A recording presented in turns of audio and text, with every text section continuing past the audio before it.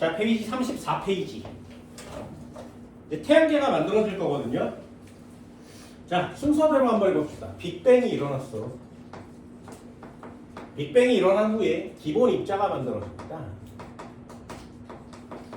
기본 입자가 만들어져서 이 녀석들이 모여서 양성자와 중성자를 만들어줍니다. 양성자와 중성자가 합쳐지면 원자핵이라는 녀석입니다. 원자핵과 전자가 합쳐지면 원자라는 애가 만들어지죠. 그렇죠? 포인트는 어디라고? 순서에다 맞추고 여기가 포인트라고. 몇 도씨 때? 몇 켈빈? 몇 켈빈? 3000 켈빈. 그렇죠? 몇 년? 38만 년. 여기까지 됐나요? 38만 년 전에는 빛이 통과하지 못하다가 38만 년 이후가 되면 빛이 빠져나와서 이 빛을 우리는 우주 배경 복사라고 한다고 했어요. 기억나세요? 요때 만들어진 원자들이 막 모여 있어.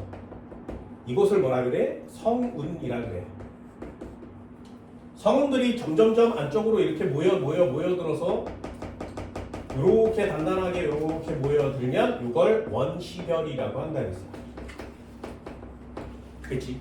원시별이 있었는데 이 원시별이 불이 붙으면 불이 확 하고 붙어서 타올라 버리면 우린 이걸 주계열성이라고 한다 했습니다. 됐나요? 그래서 여기다가 또 포인트를 맞춰줬어요. 주계열성의 내부 중심 온도는 얼마여야 된다고? 1000만 켈빈 정도 돼야 된다고. 됐죠? 그러면 뭐가 일어나? 수소핵융합이 진행돼서 수소를 가지고 헬륨으로 만드는 수소핵융합이 진행됩니다. 됐죠? 그럼 여기다가 표시하는 거죠. 요거의 중심 내부의 온도는 얼마여야 된다고? 1000만 켈빈이어야 된다. 그죠? 그럼 여기 안에서 수소의 핵융합이 진행됩니다. 그럼 수소 원자 4개로 헬륨을 만드는 과정이 진행돼서 그 에너지원으로 얘를 불타오르게 만드는 겁니다. 이렇게 단계별로 중요한 키포인트들이 있거든요. 그 키포인트들을 맞춰주시면 돼요. 됐나요? 여기까지가 별의 탄생. 그 다음에 우리가 배웠던 게 별의 진화죠. 예를 들면 이 별 중에 태양과 비슷한 질량을 갖고 있으면 적색 거성이 되고요. 적색 거성이 탄소의 백색 외성이 됐다가 행성상 성운이 남는 거라고 했지. 됐죠? 이쪽 테크를 이렇게 타면 태양보다 10배 이상 무거우면 초거성이 된다 했어. 초거성이 나중에 폭발을 일으키는데 그 폭발을 일으키는 걸 초신성이라고 한다 했죠. 그럼 초신성 중에 좀 가벼운 애, 태양의 10배에서 30배 사이, 요 사이에 들어있는 애는 중성자별이 된다 했어. 그러면 나머지 태양보다 30배 이상 무거운 애, 그런 애들은 블랙홀로 남는 거라는 거죠. 이게 별의 진화. 됐나요? 지금까지 우리가 살펴본 건 별이라는 거예요. 태양 같은 녀석. 그럼 이제부터 봐야 되는 건 뭐야?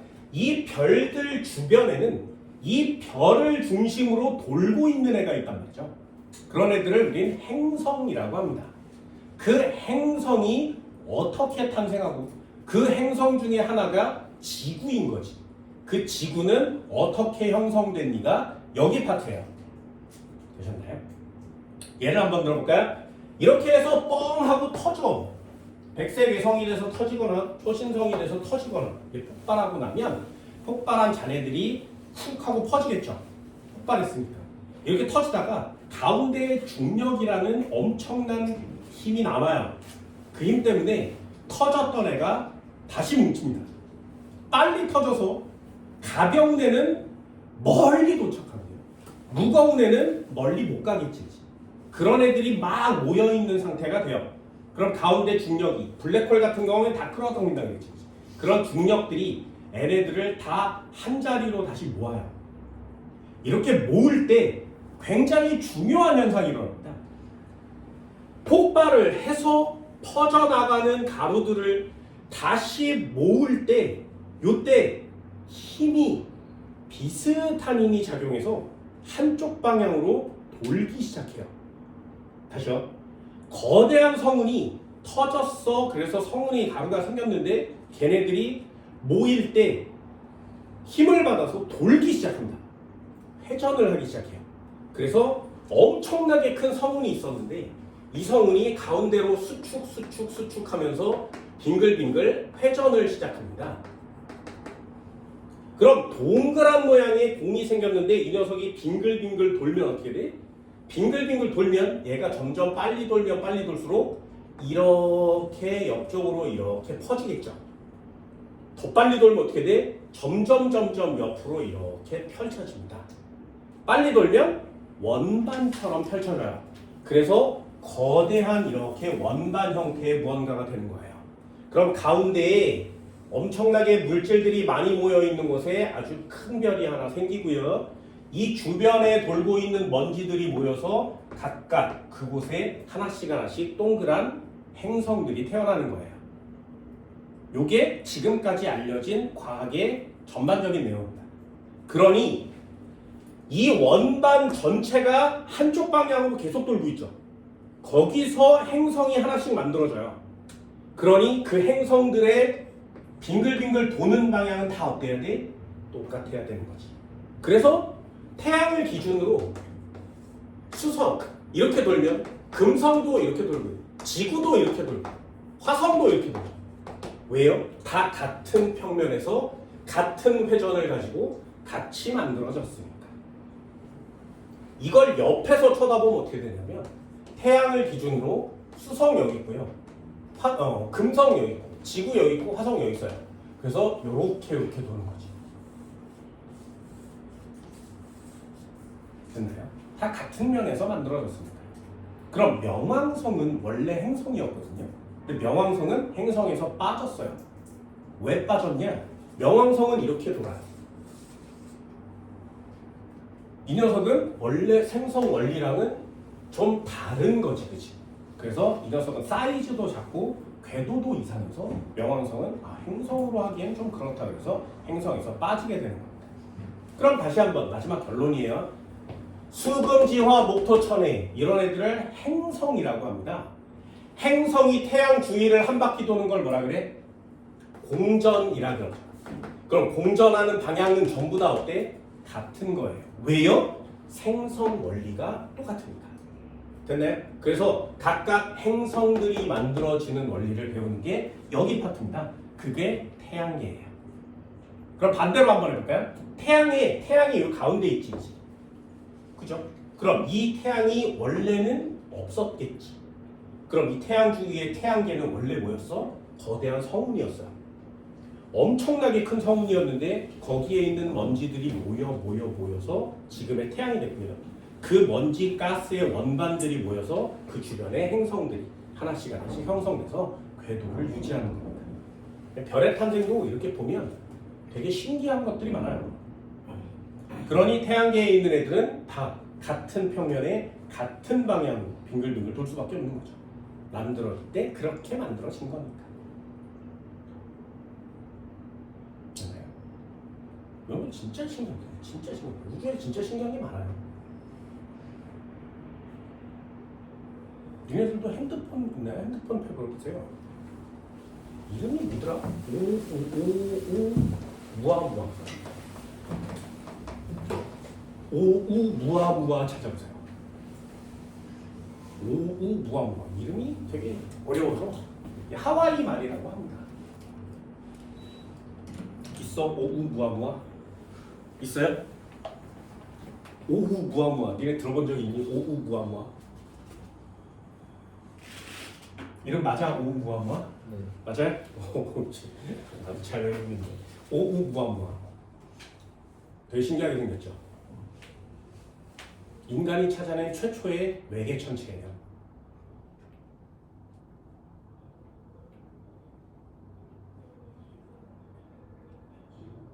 그 새끼는 동그랗게 생기지도 않고 길쭉하게 생겼습니다. 이게 어떻게 생겼냐면 태양이 이렇게 있으면 여기서 이렇게 왔다가 이렇게 가요. 예전에 한번 왔어서 관측된 다음에 지금 이리로 빠져나갔습니다. 언젠가 다시 저 새끼가 언젠가 수십만 년이 지난 다음에 다시 지구 쪽으로 태양 쪽으로 되돌아오면 얘는 혜성이라고 이름 짓고 얘는 아마 되돌아오지 않을 가능성이 높습니다. 그래서 이런 걸 외계천체라고 합니다. 진짜 신기한 거예요. 태양의 밖에서 왔어요. 요거 타면 태양의 밖으로 나갈 수 있지. 탔으면 좋았을 텐데 로봇 하나 태워서 보내면 그냥 저절로 막 자료를 보내올 텐데 되게 신기한 우주에는 신기한 것들이 많습니다. 생명체 있긴 있었으면 좋겠고요.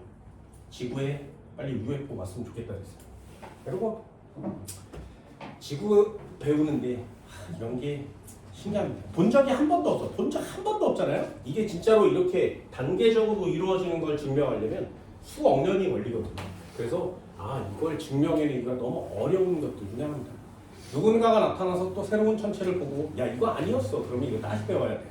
근데 지금까지 인간이 찾아낸 내용들이 바로 이런 녀석이라서 이런 걸 배우게 돼요. 자, 34페이지 한번 볼까요? 순서를 외우세요. 태양계 성운의 형성. 성운이 일단 만들어진단 말이죠. 성운이 만들어져요. 그런 다음에 빙글빙글 돕니다. 태양계 성운은 밀도가 큰 부분을 중심으로 중력에 의해 수축되고 중력을 받아서 수축합니다. 그래서 수축하는 과정에서 회전을 해요. 그럼 한가운데 원시 태양이 만들어지고요. 성운이 수축하면서 밀도가 커져 중심부의 온도가 높아져 중심부에서 원시 태양이 형성되었다. 원시 태양의 바깥쪽에 회전 속도가 빨라지면서 납작한 원반 모양 밑줄이요. 그 원반에서 행성이 형성되는 거예요.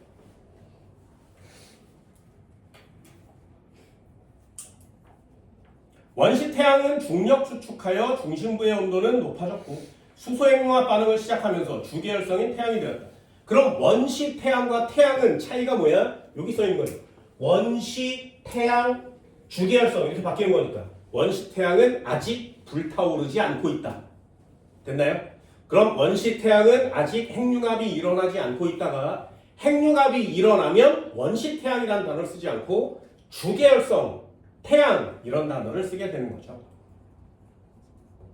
원시 원반에서 가스와 먼지가 뭉쳐서 미행성체는 아직 행성이 되지 않았다라는 뜻이에요.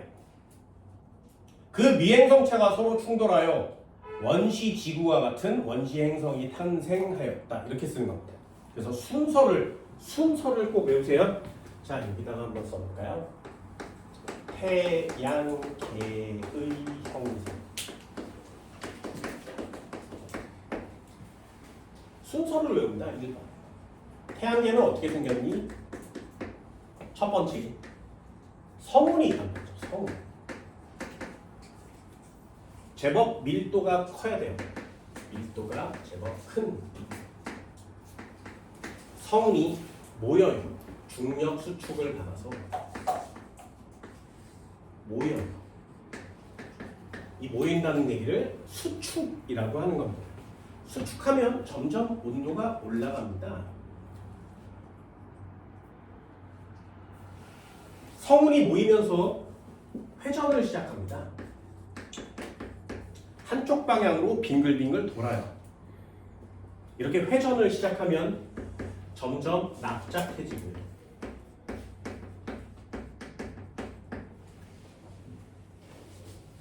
중심부의 온도는 잠시 올라갑니다.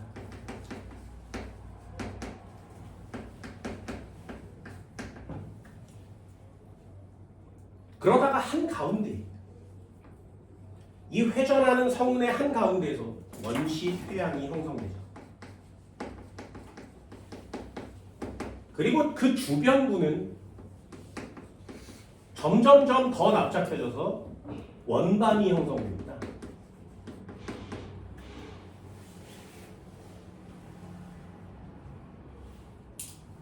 되니? 그럼 마지막 네 번째. 이 원시 태양은 나중에 태양으로 변하는 거죠. 주계열성이 됩니다. 원시 태양은 주계열성이 되고요. 이 원반 주변에서 원시 행성들이 태어나는 거예요.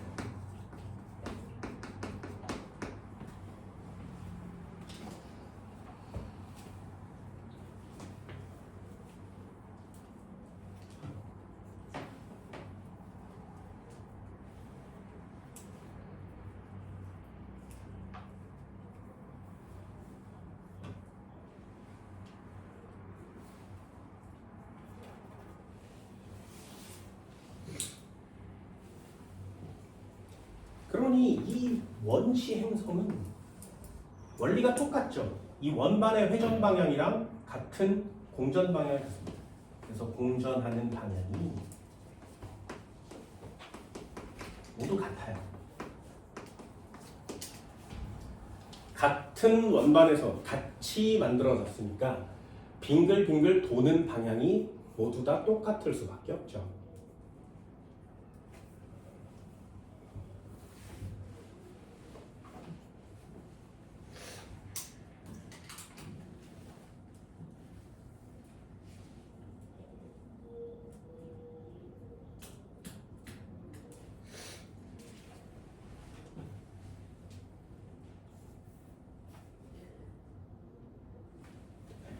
행성 만들어 볼까요? 두 번째. 태양의 행성입니다. 자, 행성의 배열.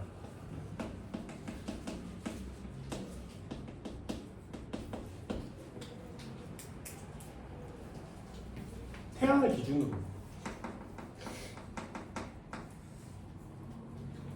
가까운 부분에는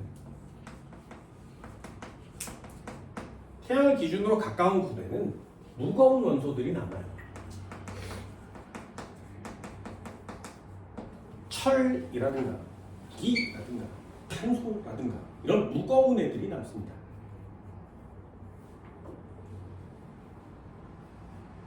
이 무거운 애들은 태양에 가까이 있는데도 녹지 않죠. 그래서 얘는 녹는 점이 높아요. 녹는 점이 매우 높은 무거운 원소들이 태양에 가까운 곳에 남아요. 그럼 멀리 간 애는 뭐니? 태양에서부터 멀리 있는 녀석들은 가벼운 원소들이 남습니다. 얘네들은 거의 대부분 기체 상태거든요. 이미 다 녹았다는 얘기죠. 녹는 점이 매우 낮은 가벼운 기체들로 이루어져 있습니다. 얘는 아직 안 녹았으니까 고체 상태겠죠. 그걸 암석형이라고 해요. 얘는 녹는 점이 낮아서 이미 다 녹았어. 그래서 그걸 기체 상태라고 합니다.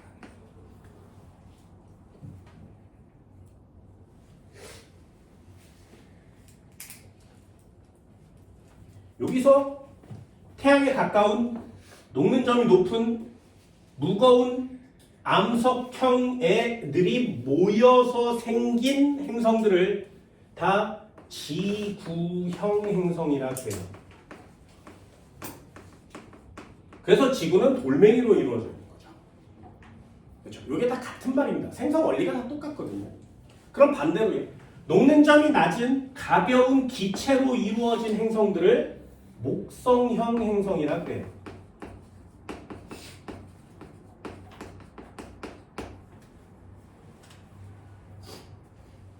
지구형 행성 4개, 목성형 행성 4개 있습니다. 예, 수, 금, 지, 화.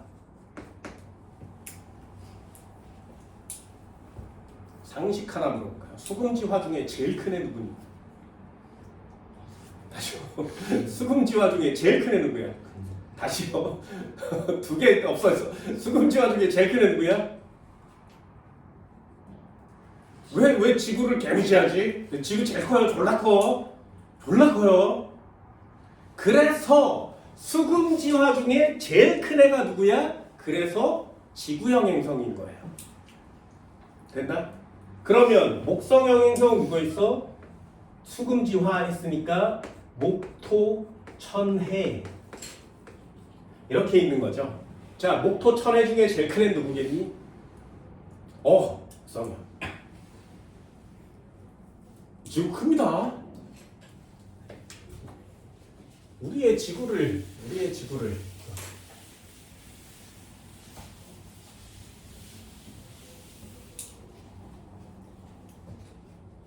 그래서 앞으로 지구에 못 살게 되면 화성으로 넘어가서 살겠죠. 왜 금성으로 안 가요? 금성으로 가면 좋은데 금성이 화성보다 지구에 훨씬 가까운 행성입니다. 성분도 비슷하고요.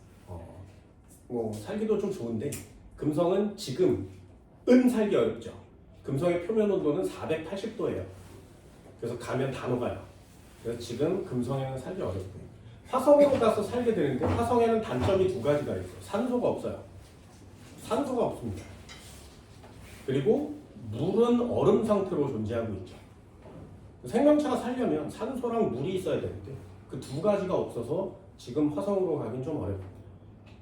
그래서 화성으로 가려고 하는 프로젝트 중에 하나가 화성에 있는 얼음을 녹여서 물로 만든 후에 그 물을 전기를 쏘아주면 물이 수소와 산소로 나뉘어지죠.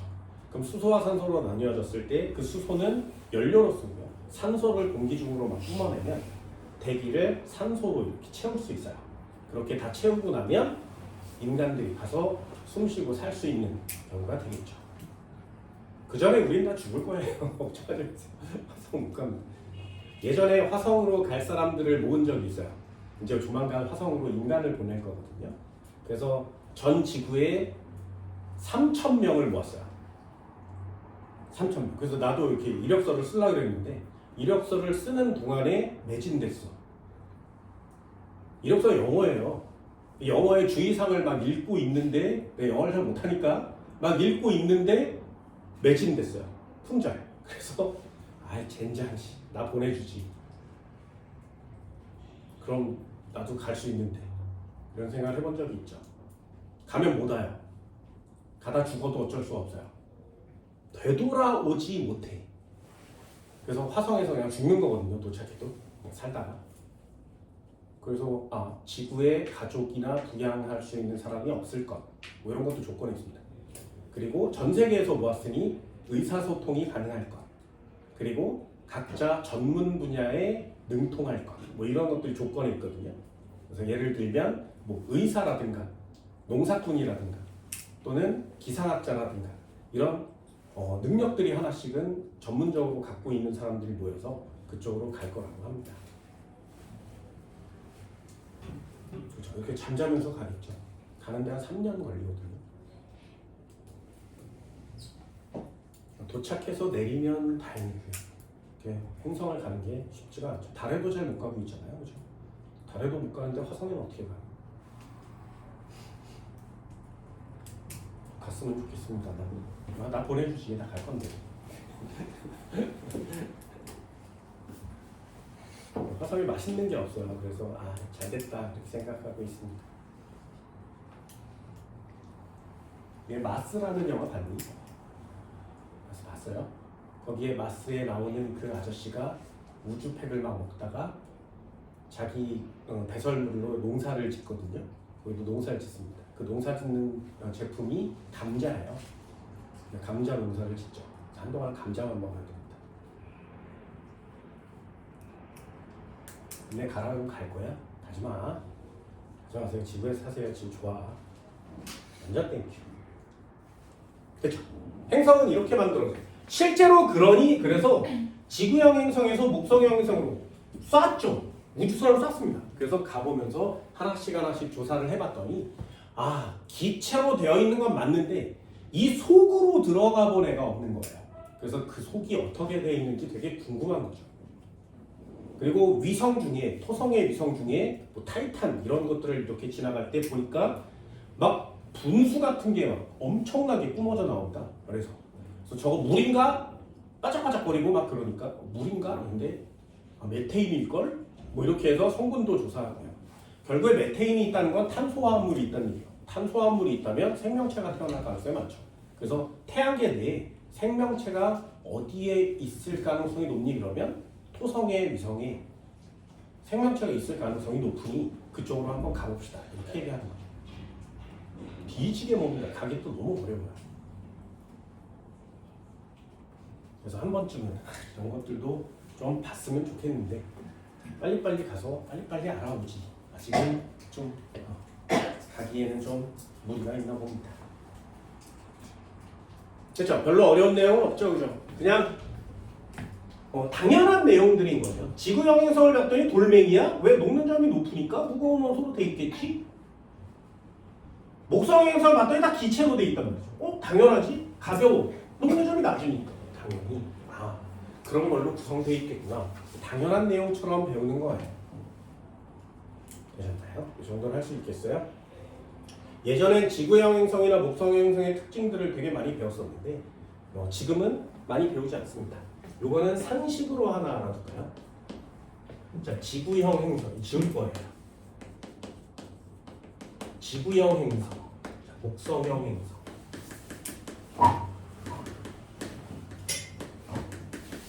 중요한 내용들은 저기 간단히 써봤습니다. 무거운 원소, 가벼운 원소 이런 것들로 배웠다고 합니다. 그래서 지구형 행성과 목성형 행성을 이렇게 분류하는 기준들이 있거든요. 됐나요? 그럼 여기 있는 무거운 원소 도대체 뭐냐? 우리가 알고 있는 거예요. 뭐 질소라든가 산소라든가 또는 암석이라든가 이런 것들로 되어 있으면 지구형 행성이고요. 수소라든가 헬륨이라든가 이런 가벼운 기체로 되어 있으면 목성형 행성이라고 합니다. 별로 어려운 단어는 없습니다. 그럼 참고 삼아 한번 해볼까요? 지구형 행성이 크니 목성형 행성이 크니? 근데 목성형 행성이 훨씬 크죠. 크기를 비교하면 얘가 커요. 얘는 작습니다. 요 크기를 비교할 때 비교샷은 반지름이에요. 그래서 반지름을 보면 또는 지름을 보면 목성형 행성이 크구나. 그럼 누가 무거울까요?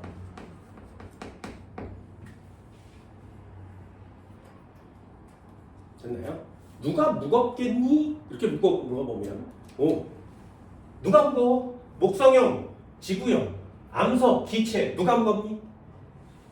암석이요. 아니요, 기체 무거워요. 네, 커요. 무겁습니다. 기체가 얼마나 많이 모이면 무겁겠니? 그만큼 큰 거야. 뒤지게 큽니다. 얘는 작아요. 그러니까 헷갈릴 만한 거 이런 거 체크. 질량은 뭐지? 질량은 기체인데도 불구하고 목성이 커요. 그럼 중요한 사항 하나, 밀도는 누가 크니? 이렇게 물어볼 거예요. 됐나요? 밀도는 어떻게 구해? 밀도는 부피분의 질량 이렇게 구해요.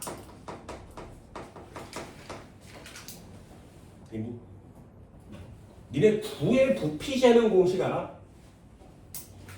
부의 부피 재는 공식 알아요? 어떻게 재?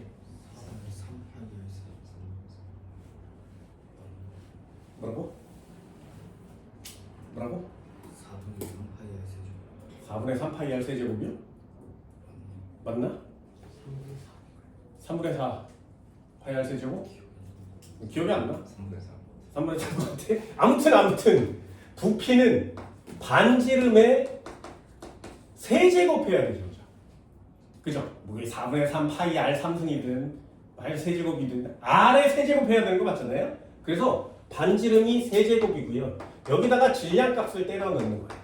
그럼 질량도 크고 반지름도 큰데 반지름이 세제곱배 크지, 그지? 그러니 분모값이 미치도록 커지는 거예요. 됐나요? 그래서 질량도 크고 반지름도 크지만 밀도를 재면 얘는 분모값이 매우 작아지는 거 맞죠? 그래서 밀도는 얘가 작아요. 얘가 커요. 그래서 여기 체크. 평균 밀도는 지구형 행성이 크다 이렇게 쓰는 겁니다. 토성은 밀도가 0.7이에요. 토성의 밀도 0.7입니다. 무슨 뜻? 물의 밀도가 얼마예요? 1이에요. 그래서 토성은 거대한 물에다가 던지면 토성은 둥둥 뜹니다. 그만큼 가볍습니다. 질량이 작은 게 아니라 밀도가 작은 거예요. 있나요? 한 번만 해볼까요? 또 하나. 자전주기. 자전주기라는 게 뭐냐면 1회전 하는데 걸리는 시간입니다. 자전주기라 그래요. 하루죠, 하루. 하루의 길이. 지구의 하루 길이 얼마야? 24시간. 네. 상식이에요. 토성, 목성의 하루 길이 얼마야? 목성은 하루가 10시간 50분이에요. 하루가 10시간 50분이야. 몇 시간 잘 거야? 지구에서 태어난 게 다행이지, 그치?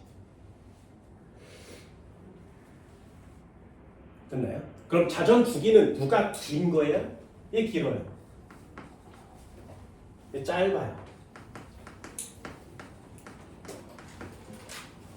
자, 한 바퀴 도는데 시간이 짧다면 자전 속력은 누가 빠른 거예요? 얘 빠른 거 맞죠? 얘 느려요. 그렇죠? 그래서 평균 밀도와 자전주기 이 두 가지는 꼭 외워줍니다. 밀도와 자전주기. 지구형 행성이 다 작은데 딱 두 개만 커요. 그게 평균 밀도와 자전주기예요. 반대로 목성형 행성이 전부 다 큽니다. 그런데 작은 게 딱 두 개. 평균 밀도와 자전주기. 됐니? 자, 위성 한번 해볼까요? 위성. 위성. 지구에 위성 있니?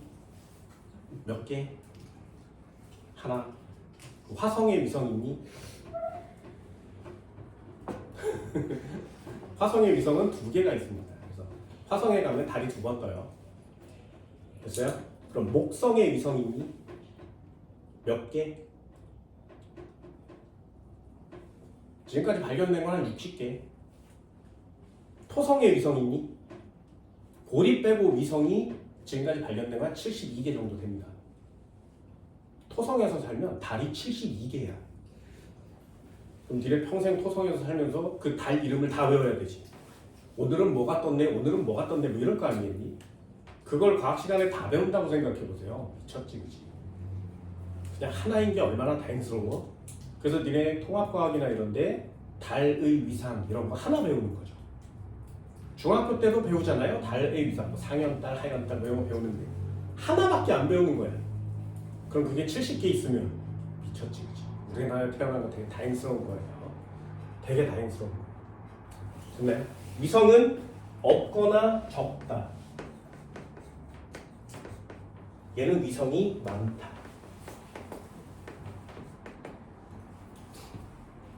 마지막 하나야. 토성에 골이 있는 거 알고 있니? 목성에 골이 있니? 없니? 네, 있어요. 원래는 없는 줄 알았어. 그래서 내가 고등학교 때는 목성에 위성이 없어요라고 배웠거든요. 그렇게 알고 있었어요. 그런데 우리나라 나사에서 쏜 인공위성이 날아가면서 목성을 여기다 두고 날아가면서 태양 여기다 두고 사진을 찍었죠. 그랬더니 목성 주위에 반짝거리는 뭔가가 찍힌 거야. 그래서 우리가 있구나라고 판별하게 됩니다. 그래서 지금은 이렇게 배워요. 얘네들은 고리가 없고요. 얘네들은 고리가 있습니다. 이렇게 배우게 됩니다.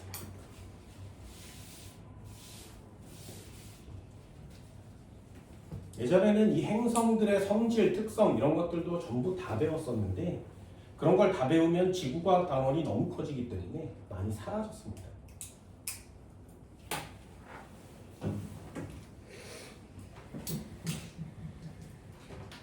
그렇죠. 그럼 지구형 목성형을 통틀어서 제일 큰 애 누구야? 제일 큰 애 목성이야. 목성이 지금 사이즈보다 한 2배만 커졌으면 수소행성합이 일어났을 거예요. 그만큼 커요. 그래서 태양이 이쪽에 태양 하나, 이쪽에 작은 목성 하나 이러면서 반짝거리는 게 이렇게 떠올랐겠죠. 근데 우리는 지금 목성이 좀 작아서 빛나는 걸 아직 보지 못합니다. 이런 목성이 이렇게 눈으로 본 적 있어요? 요즘 많이 보입니다. 밤 12시쯤에 하늘을 쳐다봐서 제일 밝은 별을 찾아요. 그럼 걔가 목성이에요. 정말 밝습니다. 요새 토성도 같이 보이거든요. 그래서 요즘 별 보기 되게 좋아요. 화성, 목성, 토성을 한꺼번에 이렇게 볼 수 있어요. 되게 작은데 저게 빨간색도 아닌데 노랗다고 하기도 좀 그래요. 이게 보고 있으면 왠지 주황빛이 얼뜻얼뜻 보이는 애가 있어요. 너무 작아서 그 주황빛이 잘 안 보이는데 별이랑 같이 있잖아요. 그럼 얘는 하얀색, 노란색이에요. 요 녀석은 그거보단 좀 진해요. 주황색에 좀 가깝습니다. 그럼 걔가 화성이에요. 그리고 반짝거리는 애가 이게 하나는 좀 크고요, 하나는 좀 작은 애가 있어요. 큰 애가 목성이고요, 작은 애가 토성입니다. 이렇게 세 개를 볼 수 있습니다. 우리 지구에서 가장 밝게 보이는 별은 태양이죠. 태양보다 태양 제끼고 밤하늘에서 하늘에서 제일 밝게 보이는 별은 금성이에요. 근데 금성은 한밤중에 보지 못해요. 초저녁이나 새벽에만 볼 수 있기 때문에 금성을 볼 수 있는 시기는 딱 정해져 있습니다. 근데 나머지 이 목성형 행성들은 하늘을 쳐다보면 은근 많이 보입니다. 나중에 별 볼 때 그런 거 잘 보시면 좋겠습니다. 이런 것도 그냥 재미죠, 상식이. 이런 건 참. 여기 예전에 지구과학 선생님이라는 사람이 있었는데 그분이 시골에 사세요. 전원주택 같은 곳에. 근데 그분이 카톡에 프로필 사진을 바꿔놨지. 그래서 어느 날은 달 사진이 이렇게 있는 거야. 우와. 근데 어느 날 프로필 사진이 바뀌어서 클릭해서 들어갔더니 토성 사진이 이렇게 있는 거야. 이야, 토성도 보여. 고리가 이렇게 있는 토성 사진. 실제로 그런 걸 눈으로 볼 수 있다는 건 진짜 감동이죠. 감동. 너무 감동입니다. 목성이 눈에 잘 안 보이는데 목성에 위성이 있다는 사실을 최초로 발견해낸 사람 알아? 목성의 위성을 4개를 찾아내서 그 목성의 위성을 최초로 4개의 이름을 붙인 사람. 네, 갈릴레이입니다. 갈릴레이가 목성을 보고 위성 이름 4개를 붙였거든요. 그래서 4개만 있는 줄 알고 평생을 살았다가 요즘 들어와서 위성이 계속 발견되고 있는 겁니다. 400년 전, 500년 전에 갈릴레이가 위성을 찾아냈다는 얘기는 봤다는 얘기죠. 이렇게 위성 하나, 둘, 셋, 넷, 그죠? 보였겠니? 아니요. 그게 너무 궁금해서 갈릴레이는 자기가 스스로 망원경을 직접 만들어내요. 너무 엄청나죠? 갈릴레이는 진짜 엄청난 사람입니다. 망원경을 만들어낸 최초의 사람은 갈릴레이가 아니에요. 너무 비싸서 너무 귀해서 망원경을 이렇게 만든 사람이 야 이거 봐 정말 신기하지 그러면서 갖고 놀았어. 그런데 갈릴레이가 그게 너무 신기해서 야 나도 한번 보여주면 안 돼? 그랬더니 안 돼 이렇게 얘기하는 거야. 너무 보고 싶으니까 집착 계속 물어보죠. 야 나도 보여줘 제발 부탁이야. 그게 너무 귀찮아서 이 과학자가 그 망원경을 왕한테 줘요. 그래서 왕한테 하사하니까 갈릴레이가 왕을 찾아가서 망원경 보여줘 이럴 수 없잖아요. 죽을 수도 있으니까. 그래서 화딱지가 나서 스스로 망원경을 만들어냅니다. 그걸로 이렇게 쳐다보고 천체를 관측하죠. 태양의 흑점을 찾아낸 사람이에요. 목성의 위성을 찾아냈죠. 지구 주위로 행성이 돌고 있다는 사실을 부정하는 가장 대표적인 결정적인 역할을 찾아냈습니다. 그때 망원경이 몇 배율인 줄 알았는데 갈릴레이가 만든 망원경이 몇 배율인 줄 아세요? 그게 3배중이에요. 3배중. 근데 그냥 핸드폰 몇 배 주면 그렇죠? 갈릴레이의 망원경보다 니네 핸드폰이 성능이 훨씬 좋거든요. 근데 아무도 안 쳐다보잖아요. 그게 관심이라는 겁니다. 나중에 꼭 쳐다보세요. 찾아보세요. 재밌습니다. 자, 지구형 행성, 목성 행성 간단하게 비교하시고요. 세 번째 여기까지만 간단히 해볼까요? 자, 이제 지구를 만들어 봅시다. 지구의 형성. 지구는 어떻게 만들어진 거니? 이 앞쪽 거보다 여기가 시험에 훨씬 더 잘 나올 수 있습니다. 지구는 우리가 살고 있는 곳이니까요. 지구는 지구형 행성이고요. 암석으로 구성되어 있습니다. 철과 탄소 이런 것들이 되게 많죠. 그래서 지구가 만들어지는데 얘도 만들어지는 순서가 있어요.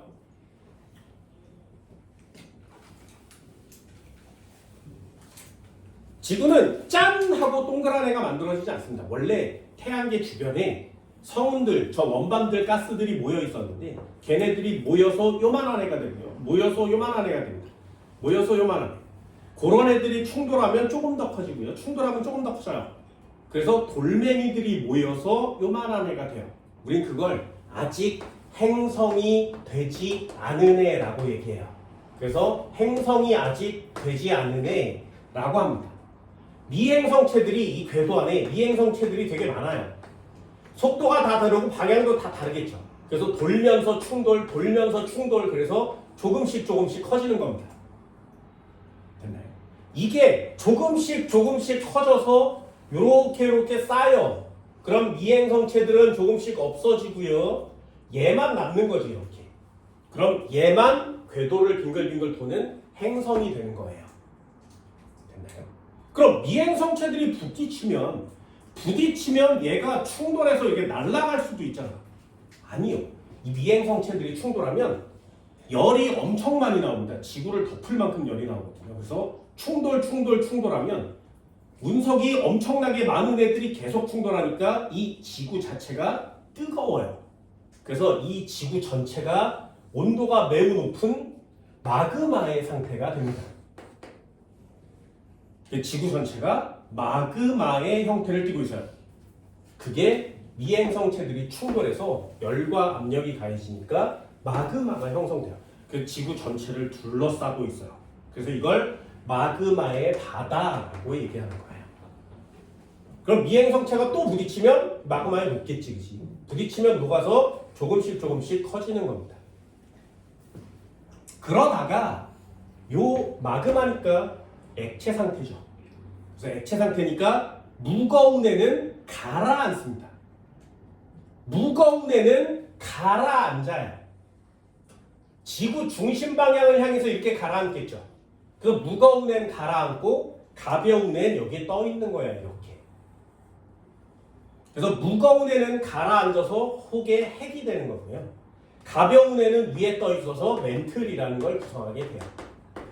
그게 핵과 멘틀이 분리되는 시점이에요. 그래서 핵에는 철 같은 엄청나게 무거운 애들이 있는 거고요. 멘틀은 돌멩이 같은 가벼운 애들이 떠 있게 되는 거죠. 그런 다음에 얘가 온도가 점점점 낮아지면 마그마가 단단하게 굳겠지. 그게 지금 우리가 밟고 사는 땅덩어리가 되는 거예요. 되셨나요? 그래서 행성이 이렇게 단단한 암석형 행성이 구성이 되는 거죠.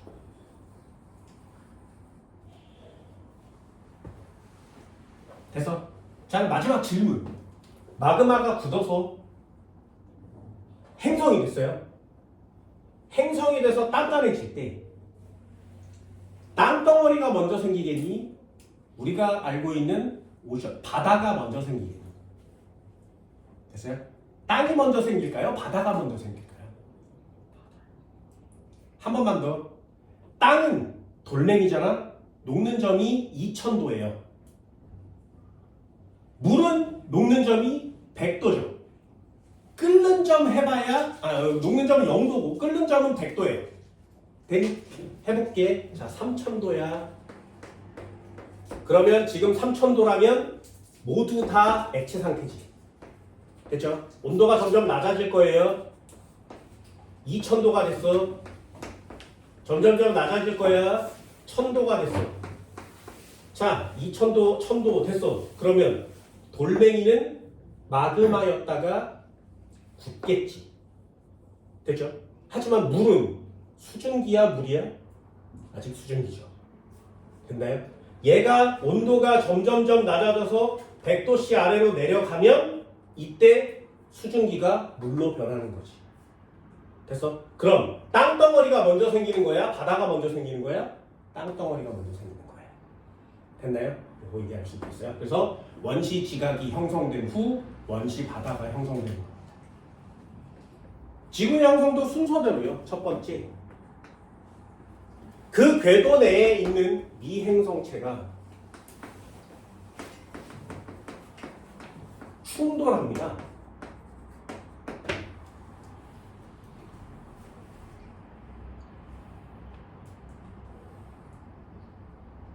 그럼 점점 조그만 알갱이가 모이겠죠. 크기와 질량이 커져요.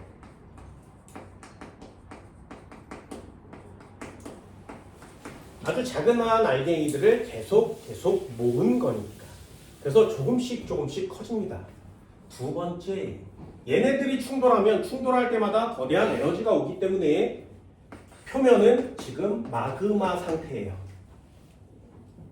그걸 마그마의 바다라고 하는 겁니다. 다 녹아있는 상태.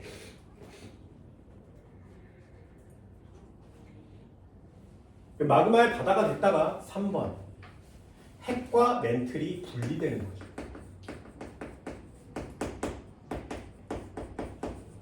층을 이루게 되는 거예요. 핵은 무거운 원소,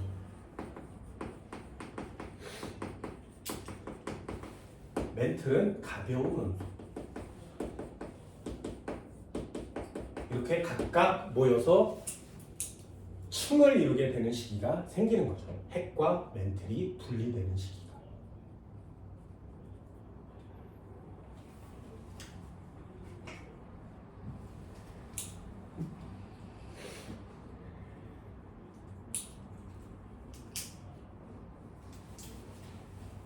이것도 지금 딴지를 걸어서 뒤집을 만한 자료가 많이 나와 있지 않기 때문에 이걸 그냥 본 적도 없지만 순서대로 배웁니다. 이럴 것이야 이런 거예요. 그러니까 수능에 내기는 좀 어렵죠. 마지막 하나, 원시 무엇과 원시 무엇이 형성됐습니다. 자, 질문. 땅이 먼저 생겨났다고? 바다가 먼저 생겨났다고?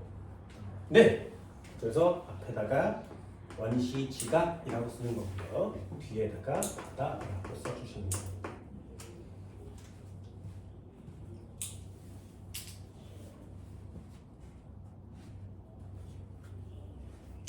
나요? 이 정도는 할 수 있겠어요?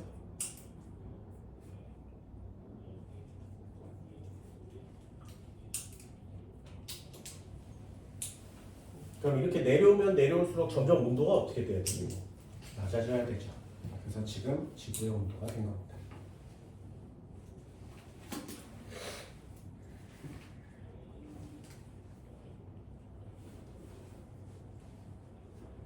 신기하죠. 그런데 이렇게 생겨났을 거 아니야? 화성도, 금성도, 수성도 다 똑같은 위치로 생겨나요. 근데 왜 유독 지구에서만 생명체가 사는 것이냐? 태양으로부터 아주 적정한 거리에 떨어져 있죠. 그럼 태양이 지금처럼 크지 않았었을 때는 금성이 살기 좋았을 겁니다.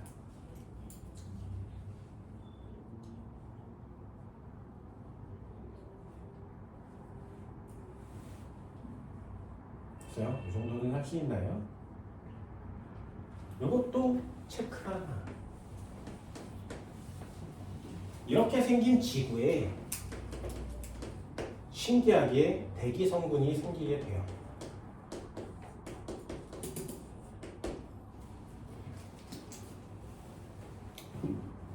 이 그래프 되게 중요합니다.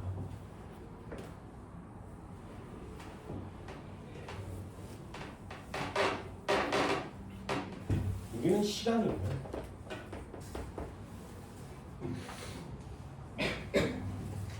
여기는 기체가 얼마 들었니? 이렇게 쓰는 거예요.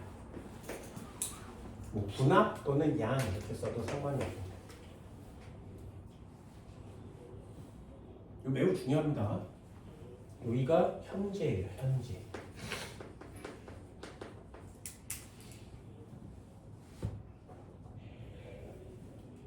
지금 공기 중에 가장 많은 기체는 누구일까요? 질소. 네, 이 질소는 처음이나 끝이나 거의 변함이 없어요. 매우 중요합니다. 지구가 탄생한 지구의 탄생 순간부터 지금까지 거의 농도가 변하지 않습니다. 이게 질소예요.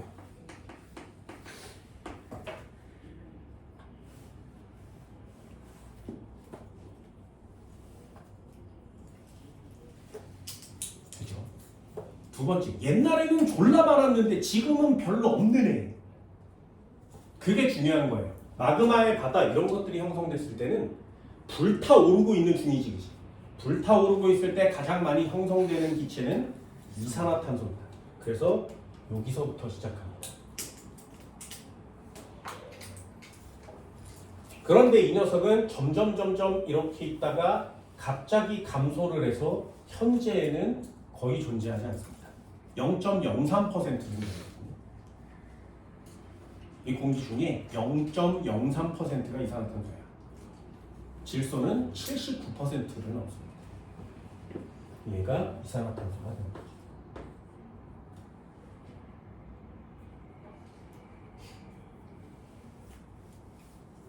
마지막 하나요. 옛날에는 없었는데 지금은 많아진 거. 옛날에는 없었는데 어느 순간 많아졌어요.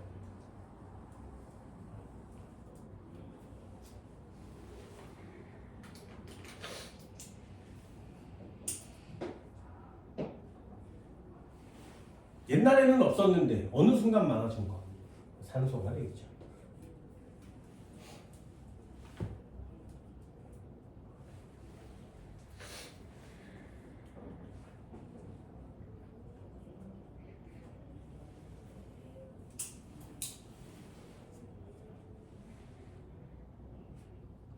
그래서 이건 꼭 체크하세요.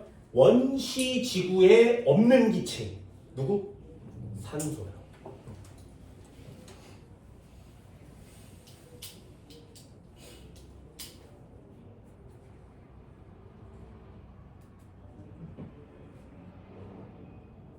생명체가 탄생하면서 공기 중에 산소가 생겼어요.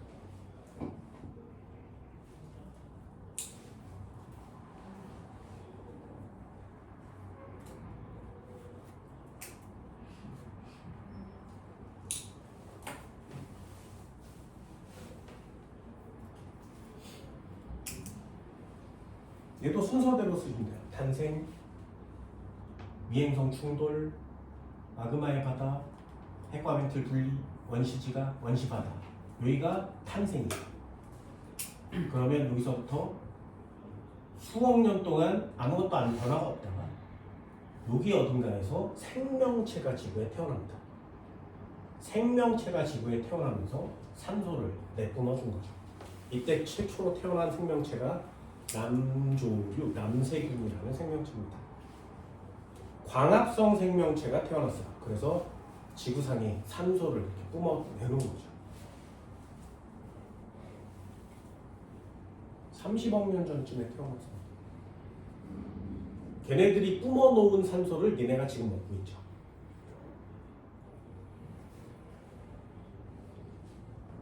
그래서 이 그래프는 반드시 꼭 보세요. 됐나요? 누가 누군지는 꼭 봅니다. 아, 거의 변함이 없네. 졸라 많은데 거의 변함이 없어. 질소. 옛날엔 많았었는데 지금은 거의 없어. 이산화탄소. 그렇죠? 옛날에 없었는데 지금은 좀 생겼어. 걔가 산소. 이산화탄소가 점점 많아지면 뜨거워지는 거 맞지? 그치? 얘가 많아지면 점점 뜨거워져요. 이때는 얼마나 뜨거웠겠니?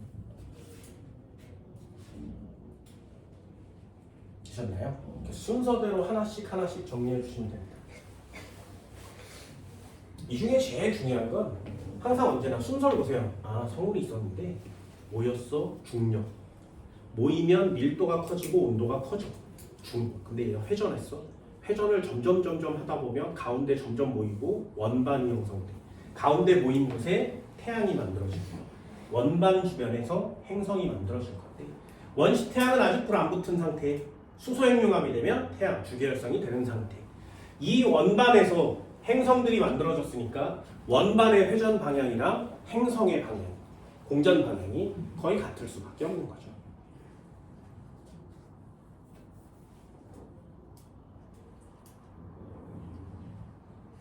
되게 일정하게 배열되어 있습니다. 그래서 찾은 거야 과학자들이. 태양이 있었어. 여기에 수성이 돌고 있는데, 여기 금성이 있는데, 여기 지구가 있는데, 여기 화성이 있는데. 원래 여기에 뭔가가 있어야 되거든요. 근데 없어요. 그리고 이만큼 떨어져서 여기 목성이 나타납니다. 여기 토성이 있어요. 과학자들이 궁금했던 거지. 여기서부터 여기 0.4, 0.7, 1.0 거리가 이렇게 떨어져 있거든요. 그래서 일정한 비율로 떨어져 있는 것 같은데 여기와 여기 사이가 너무 먼 거예요. 그래서 과학자들이 궁금해서 야 여기에 뭔가가 있지 않을까? 그래서 여기를 계속 찾기 시작합니다. 그래서 여기에서 찾은 애들이 소행성이라는 녀석들이에요. 이름도 찾으세요. 저기서 소행성을 하나 찾으면 자기 이름을 붙일 수 있어요. 그래서 주장할 수 있습니다. 저거 내가 찾았으니까 내 거야. 그래서 과학자들 중에 저 소행성을 하나씩 찾아서 자기 이름을 붙이는 사람들도 많아요. 그럼 내 거야. 그럼 거기서 나온 모든 자원이나 이런 것들도 다 내 거야. 그래 너 가져. 대신에 파와 이렇게 얘기하는 거예요. 내 거예요. 그래서 별 하나를 가질 수 있습니다. 그럼 이 소행성은 왜 그동안 발견이 어려웠어?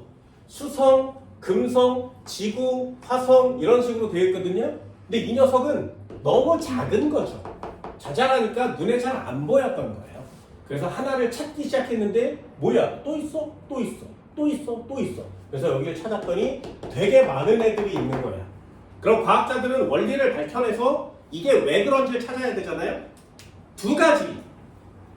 얘네들이 원래 미행성체들이었는데 합쳐져서 하나의 덩어리가 돼서 행성이 되는 애들이 있는 반면에 얘네들은 아직 합쳐지지 않은 거야. 정말 재수 좋게 애들이 비슷한 속도로 이렇게 돌아가면 뭉치기가 어렵죠. 그래서 뭉치기가 어렵다면 그냥 그대로 있는 거겠지? 라고 주장하는 파가 있어요. 두 번째 파는 뭐냐면 얘네들은 뭉쳤는데 얘는 안 뭉친다고? 좀 이상하지 않니? 다 뭉쳤는데 얘만 안 뭉치는 건 좀 이상해.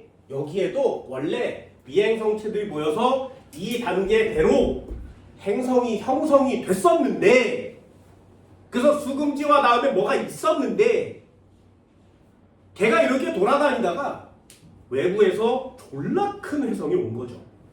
그래서 부딪혀서 폭발한 거야.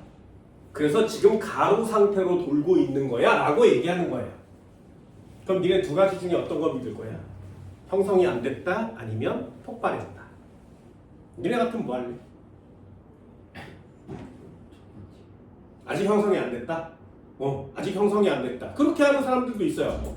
근데 거의 대부분의 사람들은 있었는데 터졌다가 훨씬 더 믿기 쉬운 겁니다.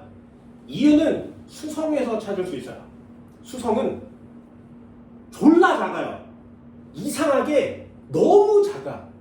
생각보다 너무 작아요. 그리고 수성은 이 겉에 멘틀이 없어요. 그리고 대기도 없어.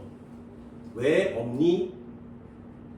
그 과학자들이 또 궁금할 거 아니야? 그래서 막 연구를 하면서 가설을 내세웠어. 뭐냐 하면 수성도 지금 지구처럼 핵과 멘틀이 있었어. 그리고 대기도 있었어. 다 있었는데 혜성이 왔어. 그래서 충돌했어. 그래서 폭발해서 가벼운 애는 다 날아갔는데 이 폭발이 좀 약해서 가운데 무거운 애만 다시 뭉친 거야. 되셨나요? 그래서 지금 수성은 철과 니켈 같은 굉장히 무거운 녀석만 얘기해요. 멘틀 같은 애가 거의 없어요. 되게 단단합니다. 그리고 기체는 충돌했을 때 다 날아가 버리는 거죠. 그래서 기체 대기가 없는 거야 이렇게 얘기해요. 한 번만 더 해볼까요? 금성이에요. 금성. 얘네들은 모두 다 똑같은 방향으로 돌아야 된다 그랬죠. 그래서 공전 방향도 자전 방향도 다 똑같아요. 모든 애들이. 유일하게 딱 하나 금성만 반대로 돌아요. 그래서 지구에서는 해가 동쪽에서 뜨는 거 맞지? 금성에서는 해가 서쪽에서 떠요. 금성만 반대로 돌아. 왜 반대로 도는지 너무 궁금할 거 아니겠니? 생성 원리가 다 똑같은데 왜 금성만 반대로 도냐고. 다른 애들은 다 같은 방향인데. 그걸 찾는 방법이 이제 또 된 거지. 원래는 생성 조건상 같은 방향으로 돌았었어. 그런데 뭐가 왔어? 혜성이 왔어. 혜성이 와서 이렇게 빙글빙글 잘 돌고 있는데 혜성이 와서 가운데 충돌해서 폭발했다 다시 뭉친 건 수성이야. 그런데 얘가 오다가 옆을 스쳤어. 그래서 이렇게 돌고 있었는데 옆을 스쳐서 얘가 이렇게 반대로 도는 거야. 이렇게 얘기해요. 됐나요? 되게 많아요. 이런 것들이. 뭐 해왕성은 이렇게 돌아. 지구를 태양이 여기 있으면 지구는 이렇게 돌죠. 그래서 밤과 낮이 생기거든요. 근데 어떤 애는 이렇게 생겼어요. 그래서 이렇게 돌아요. 그럼 여기에 살고 있는 애는 계속 낮이야. 여기 살고 있는 애는 계속 밤이에요. 해가 이렇게 쳐다보면 여기 있어. 나만 이렇게 돌아. 그럼 태양의 위치가 변하지 않죠. 그래서 밤이 되려면 비행기를 타고 반대편으로 가야 돼요. 그럼 밤이에요. 얘는 왜 자전축이 태양을 기준으로 이렇게 서 있어야 되는데 이렇게 생겼어? 혜성이 왔어. 원래 이렇게 돌고 있었는데 혜성이 왔어. 그래서 얘는 이렇게 부딪혀서 이렇게 누운 거예요. 이렇게 하는 거예요. 모든 건 다 혜성으로 통해요.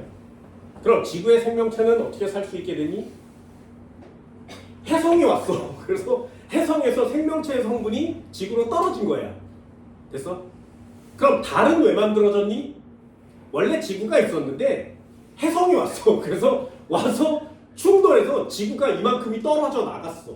그래서 달이 된 거야. 모두 다 혜성으로 완성되죠. 그죠? 그럼 정말 많이 온다는 얘기지, 그치? 진짜 많이 옵니다. 근데 지구가 너무 작아서 부딪힐 확률이 지금은 많이 떨어지고 있는 거죠. 얘네들도 나중에 우주에 관한 거 물어보면 다 혜성이 왔어로 대답하시면 돼요. 그게 지금의 우주과학의 결론입니다. 그럼 그 중에 하나가 지구에 떨어졌겠죠. 좀 작은 애가 떨어졌지.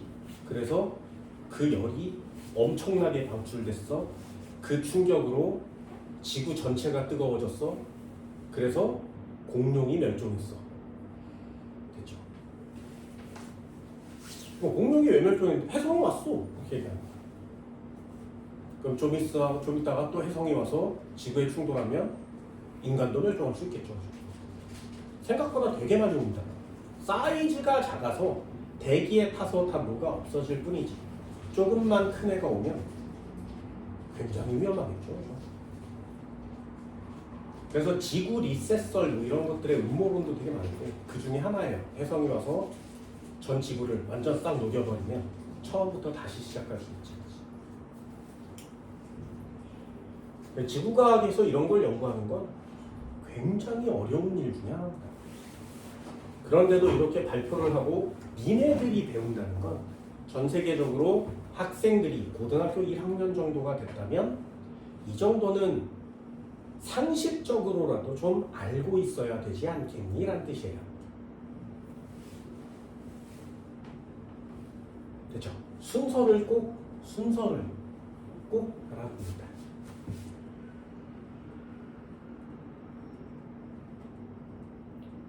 너무 재밌지 않나? 지구과학은 재밌어 하지 마세요. 굶어 죽을 거야. 지구과학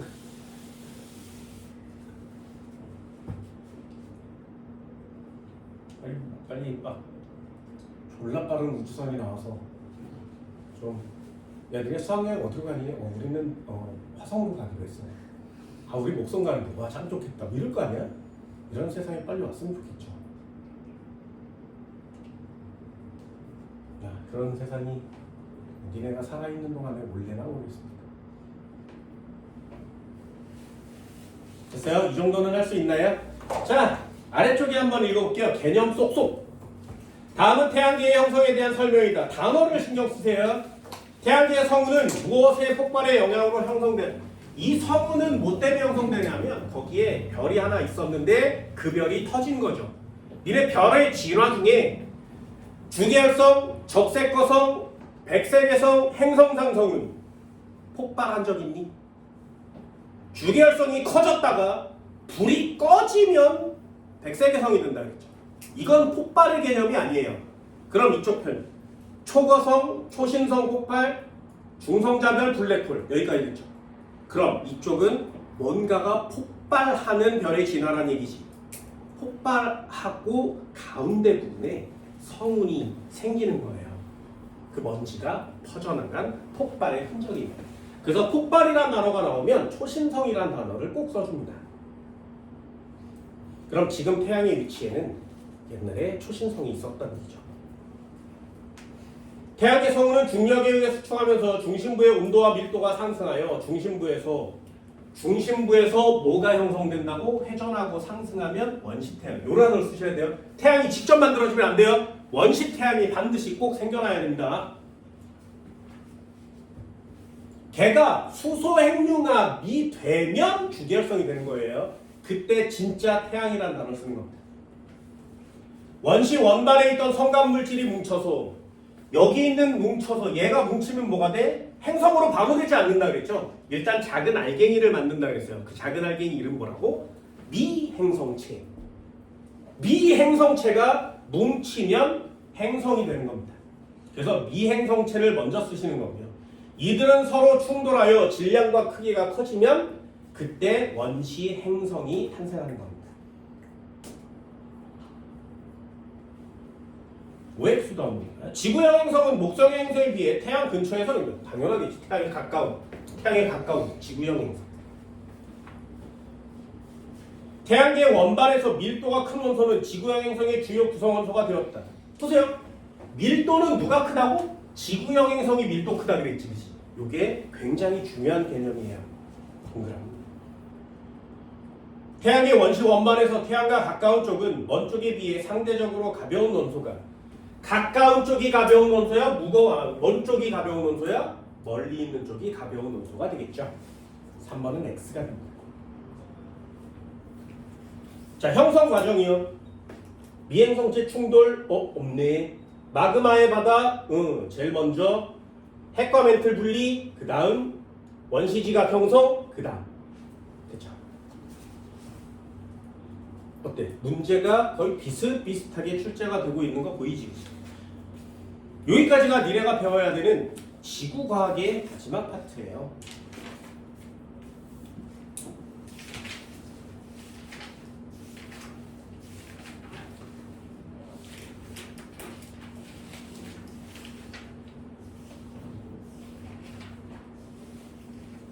됐나요? 42페이지 한번 보셔볼까요?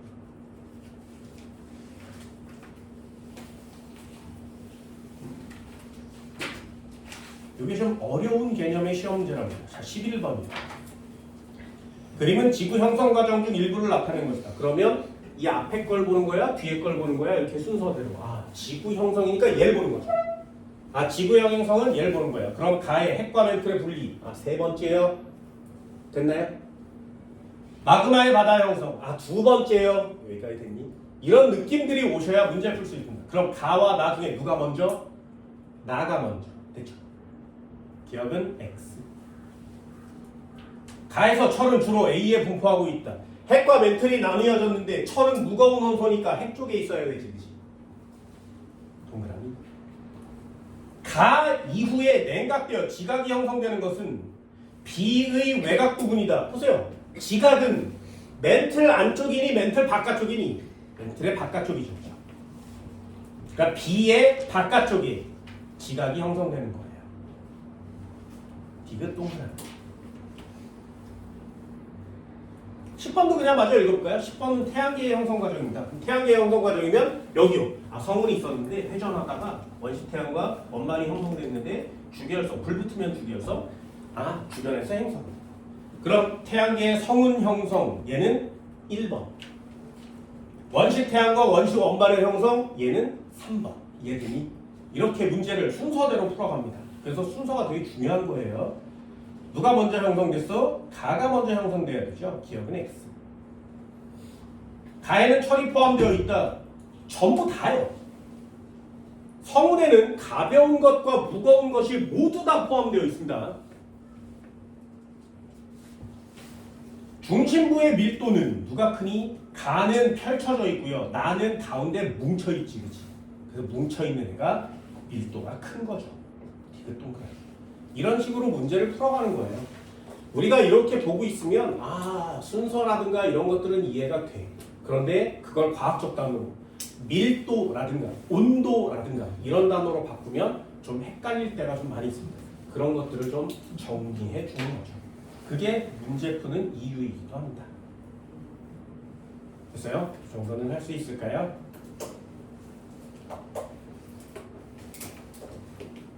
됐죠? 우주 파트가 끝났습니다. 아마 니네가 앞으로 배우게 되는 모든 과학 중에 제일 다큐멘터리스러울 거예요.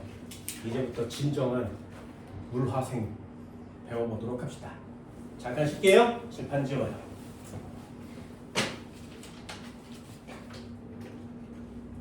자, 46페이지. 여기서부터는 주 화학 파트가 진행이 됩니다. 화학 파트. 자, 첫 번째요. 주기율표라는 단어가 있고요. 옆쪽에 현대의 주기율표라 그래서 주기율표 엄청나게 큰 게 있습니다. 숙제예요. 20번까지 외워오세요. 뒷장 한번 넘겨볼까요? 뒷장 넘기면 48페이지에 알칼리 금속 있어요. 별표 하나. 할로젠 원소 있어요. 별표 하나. 아래쪽에 원자의 전자 배치라고 써있는 단어들도 있고요. 전자의 배치 규칙이라는 것도 있습니다. 49페이지 가면 1주기부터 3주기 원소의 전자 배치, 전자가 어디에 얼만큼 들어있는지 나와 있고요. 그리고 원자가 전자의 주기성, 그래서 삐죽삐죽한 산처럼 생긴 그래프도 있어요. 보이세요? 그래프 있습니다. 한 번만 더 넘겨볼게요. 알칼리 금속의 성질, 그래서 막 문제가 막 나오고 있습니다. 한 번만 더 넘겨볼게요. 56페이지요. 화학결합의 원리, 화학결합과 물질 성질, 화학결합의 원리, 18조 원소는 이렇게 생겼는데 화학결합이 형성되는 까닭, 그리고 아래쪽에 보면 화학결합의 종류, 이온결합 쭉 나오고요. 공유결합 쭉 나오죠. 뒤쪽 넘겨볼까요? 이온결합 물질의 성질이 어떻게 생겼니? 공유결합 물질의 성질이 어떻게 생겼니? 두 가지의 성질을 쭉 비교해봤습니다. 그리고 또 문제가 쭈루룩 나옵니다. 그 다음에 나오는 건 지각과 생명체의 규칙성이거든요. 여기는 지구과학과 가깝습니다. 통합과학에만 나오는 내용이에요. 자, 니네들도 한번 보여줄까요? 이건 다른 교재예요. 니네가 배우는 건 O2고요. 지금 내가 펼친 건 다른 교재입니다. 한번 펼쳐볼게요. 니네 책이랑 비교 한번 해주세요. 자, 여기 파트가 주기율표라는 단어가 써있어요. 맨 앞에 한번 넘겨볼까요? 페이지 46페이지. 주기율표라 그래서 여기 주기율표가 이렇게 그려져 있죠. 여기 있는 것과 니네 책에 있는 거 똑같이 생겼지. 보세요. 여기 하양 니네도 하양 4개 있지. 빨간 글씨도 있고요. 색깔도 연두, 파랑, 노랑 똑같죠. 똑같은 파일이라는 뜻이에요. 한 번만 넘겨볼까요?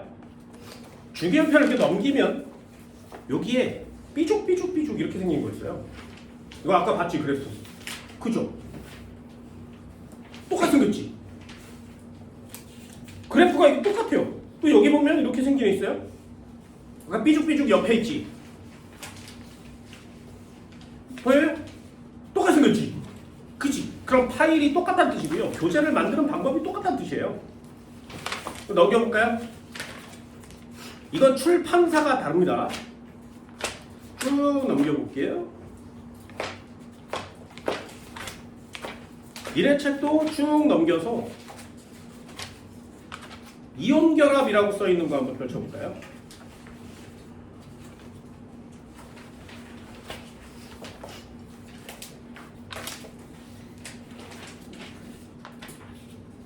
자, 여기가 이온결합이라는 파트예요.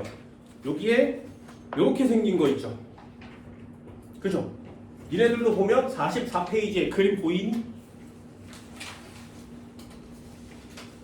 58페이지요. 58페이지 옆쪽에 보충전을 보면 이렇게 생긴 거 있지.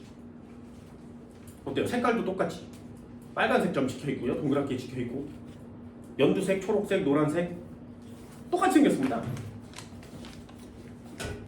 한 번 더 넘겨볼까요? 얘네들 공유결합 파트도 한번 펼쳐보세요. 공유결합 파트를 펼치면 이상한 그림들이 되게 많습니다. 됐죠? 똑같이 생기지 않았니? 자, 고등학교 2학년 화학원 책이에요.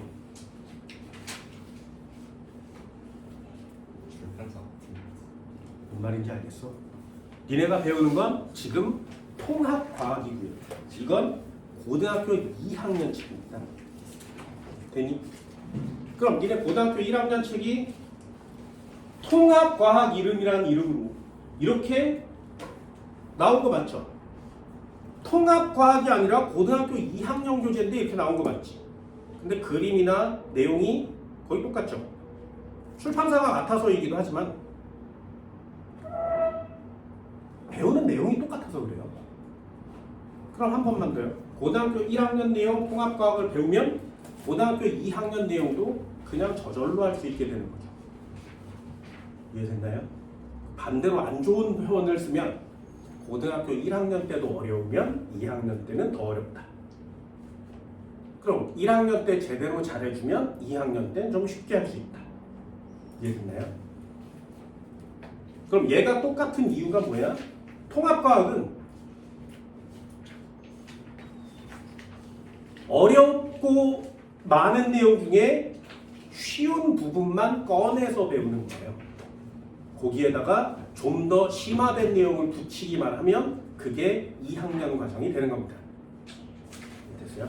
그럼 2학년 과정이 여러분들이 배워야 되는 궁극의 목표인데 그 전에 배우는 내용이 1학년 과학이니 1학년 과학을 좀 제대로 잘 배워서 2학년이 됐을 때는 좀 더 자세하게 편하게 배울 수 있도록 합니다. 그게 선행의 이유이기도 해요. 자, 페이지 46페이지요. 원소와 주기율표 간단하게 한번 해볼까요? 원소라는 애가 있습니다. 물질을 이루는 기본 성분을 원소라고 하고요. 지금까지는 이 주기율표의 마지막 번이 118번이에요. 요거 하나를 찾아내면 노벨상을 줍니다. 찾아내기가 어렵죠. 그래서 주기율표에 한 칸씩 한 칸씩을 찾아낼 때마다 노벨상을 가져갈 수 있습니다. 아래쪽에 보시면 금속 원소와 비금속 원소라고 써 있는 게 있고요. 주기율표랑 같이 한번 보세요. 금속 원소는 주기율표의 노란색이에요. 됐나요? 비금속 원소는 주기율표의 연두색입니다. 이해됐어요? 파란색도 있죠. 그러면 금속 원소는 노란색, 비금속 원소는 연두색. 이해됐어요? 자, 다시 한번. 금속 원소는 금속이지 전류가 통해요. 전류가 통하는 애를 우리는 뭐라 그래? 도체라 그래요. 됐나요? 그럼 연두색 비금속은 전류가 흐르지 않아요. 전류가 흐르지 않는 애를 뭐라 그래? 부도체 전연체라 그래요. 됐니? 그럼 도체와 부도체의 가운데 있는 애 뭐야? 그래, 그런 녀석을 반도체라고 하는 거예요. 됐나요? 그래서 거기 파란색으로 표시되어 있는 애들이 반도체를 만드는 성분들이 되는 겁니다. 이해됐나요? 그래서 주기율표를 볼 때 이 주기율표를 전체 다 보는 게 아니라 어떤 애들이 있구나 부분별로 보는 거예요. 됐나요? 자, 두 번째. 니네들한테도 질문. 철 금속이니 비금속이니? 얘는 금속 맞죠? 됐어요? 한 번만 더요. 칼슘 금속이니 비금속이니? 칼슘 금속이야 비금속이야? 칼슘은 비금속이요. 됐어요? 끄덕끄덕거리면 끝장이야. 칼슘 금속입니다. 한 번만 더요. 소금의 원료 나트륨 금속이니 비금속이니? 됐어? 금속이야 비금속이야? 네. 무슨 색이니? 됐어? 이거 틀린 애들 되게 많습니다. 선생님 칼슘이잖아요. 뼈와 이를 만드는데 이게 어떻게 금속이에요? 소금인데 이게 어떻게 금속이에요? 이런 애들 많아요. 이제 꼭 외우셔야 됩니다. 주기율표를 갖고 노셔야 돼요. 얘네들한테도 알려줄게. 고르는 방법이 있습니다. 고르는 방법. 무슨 윰 이렇게 끝나면 이거 전부 다 금속이에요. 됐어요? 이름이 윰으로 끝나면 금속이에요. 다시 한번. 나트륨 뭐라고? 금속입니다. 칼슘 뭐라고? 금속이에요. 뭔 말인지 알겠니? 리튬 금속이에요. 됐어? 그래서 무슨 윰 이렇게 끝나면 금속 원소예요. 됐지? 그럼 철, 구리, 금, 야 얘는 무슨 융으로 왜 안 끝나? 됐어? 얘 뭐 철융, 뭐 구리융 이렇게 끝나야 되잖아요? 왜 얘는 융으로 안 끝나? 됐니? 자, 구리 언제부터 썼어? 얘를 청동기 시대라고 하지. 철 언제부터 썼어? 철기 시대라고 하지. 자, 주기율표가 먼저 나왔긴 청동기가 먼저겠지. 뭔 말인지 알겠어? 이 융으로 끝납시다는 약속이에요. 전 세계 약속. 아, 이제 앞으로 금속은 다 융으로 끝납시다. 됐어요? 그 전에 이미 약속을 정하기 전에 사용하던 애들이 있지. 그런 애들은 이름 바꾸지 말고 그냥 씁시다. 얘네들은 금속인 게 확실하니까. 이렇게 된 거야. 됐어요? 그래서 금속은 융으로 끝납시다. 그런데 이 중에 예외가 딱 하나 있습니다. 예외가. 그 예외가 뭐냐면 HE예요. 이름 뭐야? 헬륨이죠. 얘는 융으로 끝났는데 비금속이에요. 왜요? 됐어요? 약속을 정했어. 융으로 끝나는 걸 금속이라고.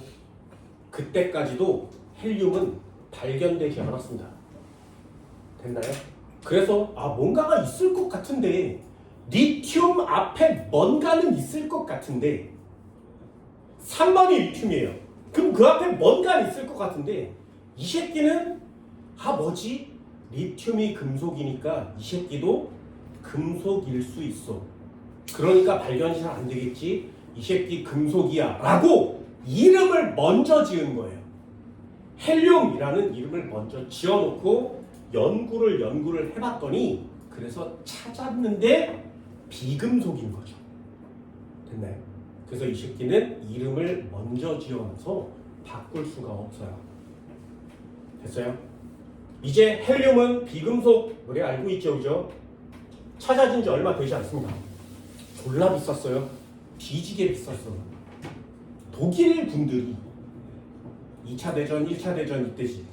독일 군들이 전쟁을 하다가 아무리 폭탄을 쏴도 연합군들이 죽지 않으니까 자살 특공대를 만들어냅니다. 그게 뭐야?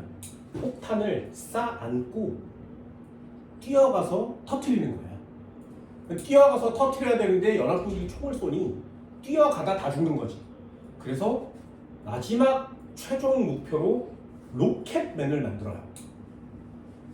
폭탄을 안고 날아가서 떨어뜨리는 거죠. 또는 날아가서 자기와 같이 죽는 거예요. 그걸 계획을 세웠어. 그래서 사람을 하늘로 나르게 하려면 그 당시엔 로켓 추진 같은 게 없었으니까 가볍게 해야 되지. 가볍게 하려면 기체 2개가 필요했던 거야. 수소나 헬륨이. 그래서 헬륨이 필요했는데 그 과학의 최고봉이라는 독일도 이 헬륨을 얻기가 어려웠습니다. 그만큼 졸라 비쌌어요. 그래서 전쟁 중인데 영국이랑 전쟁을 하고 있었거든요. 그런데 영국한테 얘기해. 야, 헬륨 좀 줘. 이게 말이 되냐? 서로 전쟁하고 있는데 그 당대편한테 야, 헬륨 좀 줘. 뭐에다 쓸 건데? 우리가 폭탄 테러를 만들 건데 그래서 폭탄을 안고 니네 다 죽일 거야. 헬륨을 줘. 그럼 영국 애들이 주겠니? 야, 말이야? 아무리 비싸도 그건 못 주죠. 안 돼. 이렇게 얘기해요. 그래서 독일이 어쩔 수 없이 연합군으로 막 오려고 막 맘먹고 있었던 미국한테 얘기해요. 야, 헬륨 좀 줘. 우리 헬륨이 진짜 필요한데 우리 좀 줄 수 없어? 뭐하에다 쓰는 건데 그거 이렇게 해가지고 여기 헬륨을 밟고 날아가서 떨어뜨려서 죽일 거야. 미국도 캔슬, 안 줘, 안 돼. 그래서 독일이 선택한 방법. 야, 헬륨 만들어. 찾아내. 못하겠는데요. 어려워요. 다른 나라 안 준다는데요. 그럼 못 구하겠네. 야씨. 수소를 써. 그래서 수소 탱크를 단 로켓맨을 창설해내요. 가능하니? 날아가다 다 뒤지는 거죠. 수소의 가장 큰 단점이 폭발이에요. 그래서 로켓맨 프로젝트가 헬륨을 못 구해서 실패를 합니다. 그 과학이 발달한 독일도 이 헬륨을 얻기가 어려웠던 거예요. 나중에 니네 풍선 요만큼 있잖아요. 헬륨 풍선 있죠. 요만한 거. 그 풍선을 가지고 독일한테 팔아. 과거로 되돌아가서. 그럼 독일이 종이 한 장을 줄 거예요. 그 종이는 아무것도 안 써있는 종이. 니네가 원하는 값을 쓸 수 있는 종이. 쓰는 대로 다 줘. 동그라미 몇 개 쓸 거예요? 그만큼도 줘요. 근데 니네 놀이동산에서 요만한 거 2,000원, 3,000원 하죠? 바람 다 빠지면 버리죠. 그게 헬륨인 거예요. 헬륨은 찾아내기가 엄청나게 어려웠었습니다. 과학이 발전했으니 지금은 우리가 헬륨을 그렇게 귀하게 여기지 않죠. 알루미늄이요. 지구상이 제일 많아요. 근데 알루미늄은 얻기가 어렵습니다. 뭔가에 붙어 있어서 알루미늄을 떼내기가 어려워요. 그래서 100년 전에, 120년 전에는 알루미늄이 금보다 비쌌어요. 그래서 알루미늄을 갖다 주면 그거랑 사이즈가 똑같은 금을 줬어. 근데 지금 보세요. 니네 콜라 먹고 알루미늄 캔은 버리지. 콜라가 비싸면 콜라를 먹고 알루미늄을 버리죠. 근데 알루미늄이 비싸보세요. 콜라를 버리고 알루미늄을 모으겠지. 그죠? 지금 알루미늄이 얼마나 싸진 거야? 올라 싸진 거지. 왜? 누군가가 달라붙어서 사용할 수 없는 알루미늄을 떼낼 수 있는 방법을 찾아냈습니다. 그게 과학이 바뀌어가고 있는 상황입니다. 요새 추세는 하나가 더 있어요. 다이아의 가격이 떨어지고 있습니다. 왜요? 다이아를 만들 수 있으니까요. 그렇잖아요. 과학이 발달하는 건 그런 거예요. 인간들이 비싸서 못 쓰는 거, 구하기 어려운 거, 이런 것들을 좀 편하게 쓸 수 있게 없었던 걸 찾아내는 거죠. 그게 그게 화학입니다. 만약에 반도체를 활용하는 방법을 인간들이 몰랐다면 니는 지금 핸드폰을 쓰지 못하죠. TV를 보지 못할 겁니다.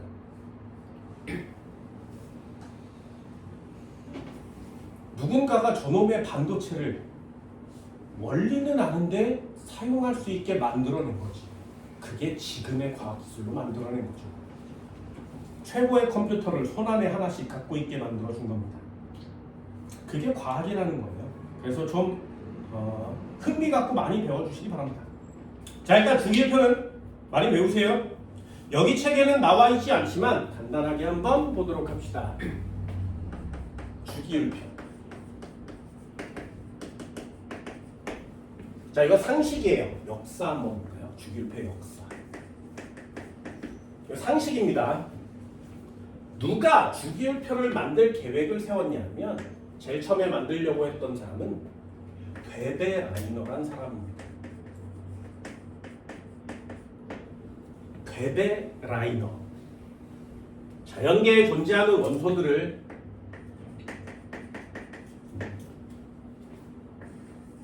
평균값을 내는 거예요. 어떻게 하는 거냐면 비슷한 원소를 가져다가 세로줄로 배열합니다. 그래서 그 녀석을 평균값을 낸 거예요. 단어가 되게 어려워 보이지만 간단하게 설명을 드릴게요. 이 단어를 이해하시는 게 훨씬 빨라요.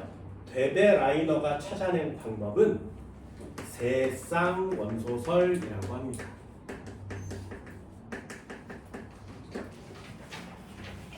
예를 들면 A라는 원소를 난 찾아냈어. 이 녀석의 몸무게가 10이래. 그렇죠? C라는 애를 찾아냈는데 얘랑 보니까 성질이 비슷하네. 그런데 얘는 몸무게가 14야. 됐나요? 그렇다면 B라는 애, 비슷한 애를 세로줄로 이렇게 배열했는데 여기 값은 얼마겠니를 찾고 싶은 거죠. 그게 얘와 얘의 평균값인 거예요. 그럼 요 값은 10, 14의 중간값이면 되지. 그럼 얘는 약 12일 거야. 그래서 요걸 가지고 찾기 시작한 거야. 그럼 얘를 찾게 되면 D도 찾을 수 있죠. 왜? 이렇게 세 쌍이면 D 값은 얼마가 되니? 이렇게 세 쌍이면 되는 거죠. 그럼 가운데 값이 또 평균 값을 만들 수 있지. 그럼 여기는 16이면 되죠. 이렇게 해서 주기율표에 한 칸 한 칸씩을 메꿔가는 거예요. 이게 세쌍 원소설이라는 겁니다. 중요한 점은 비슷한 성질의 원소를 세로줄로 배열하고 있다는 게 가장 중요한 포인트가 되는 거예요. 근데 지금은 사용하지 않습니다. 옛날 거예요. 두 번째, 뉴렌즈라는 사람이 나타났어요. 뉴렌즈라는 사람은 어떻게 만든 거냐면 성질이 비슷한 애들을 이렇게 세로줄로 배열해 가다 보니 A랑 성질이 1번이랑 성질이 비슷한 애를 여기다가 쓰는 거죠. 1'. 얘랑 성질이 비슷한 애는 1', 2' 이렇게요. 그리고 또 성질이 비슷한 애가 있었는데 걔를 2번이라고 정하면 이 2번과 성질이 비슷한 애를 세로줄로 배열하기 시작한 겁니다. 이렇게. 그렇게 해서 성질이 다른 원소들을 이렇게 하나씩 찾아서 세로줄로 배열했더니 이게 3, 4, 5, 6, 7번까지 가더란 말이에요. 그래서 7번까지 이렇게 가서 성질이 다른 종류가 7종류가 태어나게 된 거죠. 그래서 이렇게 한 종류, 이렇게 한 종류, 이렇게 한 종류 각각 성질이 다른 애들이 이렇게 7무대기가 태어난 거예요. 그래서 이걸 좀 좋은 말로 이름을 지어야 되지 않겠니? 그래서 도레미파솔라시 그 다음 다시 도를 여기다 쓰는 거지. 레미파솔라시 그 다음 도를 다시 여기다 쓴 거죠. 그래서 이걸 도레미파솔라시 그래서 뉴렌즈를 무슨 설이라고 하냐면 옥타브 설이라고 해요.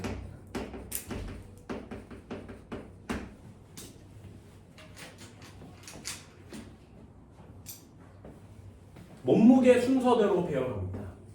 원자량 순서대로 배열을 했더니 그 순서가 비슷한 애들이 반복되더란 뜻이에요.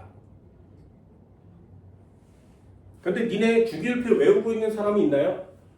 리베붕탄질산 플로린 그 다음에 여기 하나 더 있지. 요 맨 마지막 게 없어요. 이 맨 마지막 게 뭐냐면 비활성 기체라는 겁니다. 이 비활성 기체는 자연계에서 찾기가 너무 어렵습니다. 그래서 찾아진 지 얼마 안 돼요. 그래서 이 뉴렌즈가 옥타브설을 주장했을 때는 18쪽 원소 비활성 기체를 아직 찾아내지 못한 상태입니다. 그래서 여기 한 칸이 있는지 없는지 이 사람은 몰랐단 말이죠. 나중에 찾아봤더니 18쪽에 뭔가가 있었던 거예요. 그래서 뉴렌즈 안타깝지만 옥타브는 안 돼. 세 번째요. 여기서부터는 비교샷으로 출제됩니다. 얘가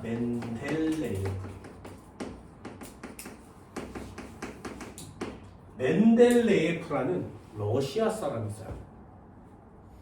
이 사람이 우리가 보고 있는 최초의 주기율표를 만들어냅니다. 최초의 주기율표 누가 만들었니? 멘델레예프요. 지금은 118개나 되지만 멘델레예프가 찾아냈을 때는 63개밖에 없었어요. 그래서 수소 찾았어, 리튬 찾았어, 뭐 이런 데 못 찾으면 빵꾸를 뚫어놨습니다. 나트륨 여기 있고요, 칼륨 여기 있어. 여기는 베릴륨이 있고 여기는 모르면 빵꾸를 뚫어놨어요. 칼슘은 여기. 그래서 알고 있는 것은 표로 만들어서 이렇게 만들고요. 모르는 애는 아직 모르니까 찾기 쉽게 빵꾸를 내놨습니다. 그래서 멘델레예프가 이걸 만들었을 때보다 지금 2배 많이 찾아내고 있죠. 최초의 주기율표를 찾아낸 사람이에요. 안 써요. 왜? 이 사람도 원자들의 몸무게 순서로 배열한 사람이에요. 원자량 순서대로 배열했습니다. 그래서 원자량 무거운 순서, 가벼운 데서 무거운 데로 이렇게 배열을 했는데 나중에 과학기술이 발달하다 보니 앞에 있는 게 있고요. 뒤에 있는 게 이렇게 있었는데 얘가 더 가벼운 거예요. 그럼 원자량 순서대로 따지면 아르곤을 여기다 쓰고 CL을 여기다 써야 맞죠? 근데 원자 번호는 얘가 18번이고 얘가 17번이거든요. 우리가 알고 있는 건 17번이 앞에 있고 18번이 뒤에 있는 거예요. 그래서 지금 멘델레예프의 주기율표는 사용하지 않습니다. 네 번째요. 얘 상식이라고 하겠습니다. 상식. 얘 이름을 모즐리라고 합니다. 모즐리. 됐죠? 만든 사람 이름은 알아봅시다. 니네가 지금 보고 있는 87페이지 주기율표 누가 만든 거라고? 모즐리. 됐어요? 그걸 만들어서 평생 동안 전 세계가 쓰고 있는데 만든 사람 이름은 좀 알아줘야 되지 않겠니? 자, 모즐리. 모즐리가 만들었어요. 이 모즐리가 만든 주기율표가 지금 현재의 주기율표입니다.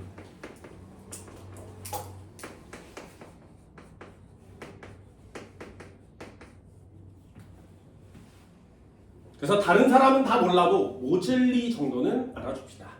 모즐리는 현대의 주기율표를 만들었어요. 그럼 얘는 왜 지금 사용하고 있니? 여기가 원자량 순서가 아니고요. 원자 번호를 처음으로 매긴 사람이죠. 원자 번호 순서대로 배열합시다. 그래서 네가 지금 1번부터 외워주세요. 20번까지 이렇게 얘기할 수 있는 원자 번호 순서대로 배열한 주기율표가 바로 저 모즐리의 주기율표가 돼요.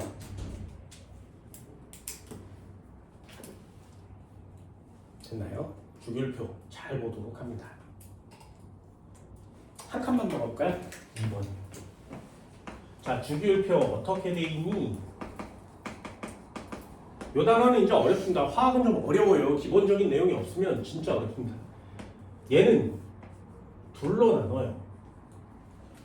뭐로 나누는 거냐면 가로줄로 나눕니다. 그리고 세로줄로 나눠요. 주기율표를 보면 가로줄이 있고요. 세로줄이 있습니다. 이 가로줄이 의미하는 바는 뭐니? 가로줄이 의미하는 바는 뭐니? 이 가로줄을 다른 말로 주기라고 합니다. 주기. 그래서 첫 번째 칸을 1주기, 두 번째 칸을 2주기, 세 번째 칸을 3주기 이렇게 얘기해요.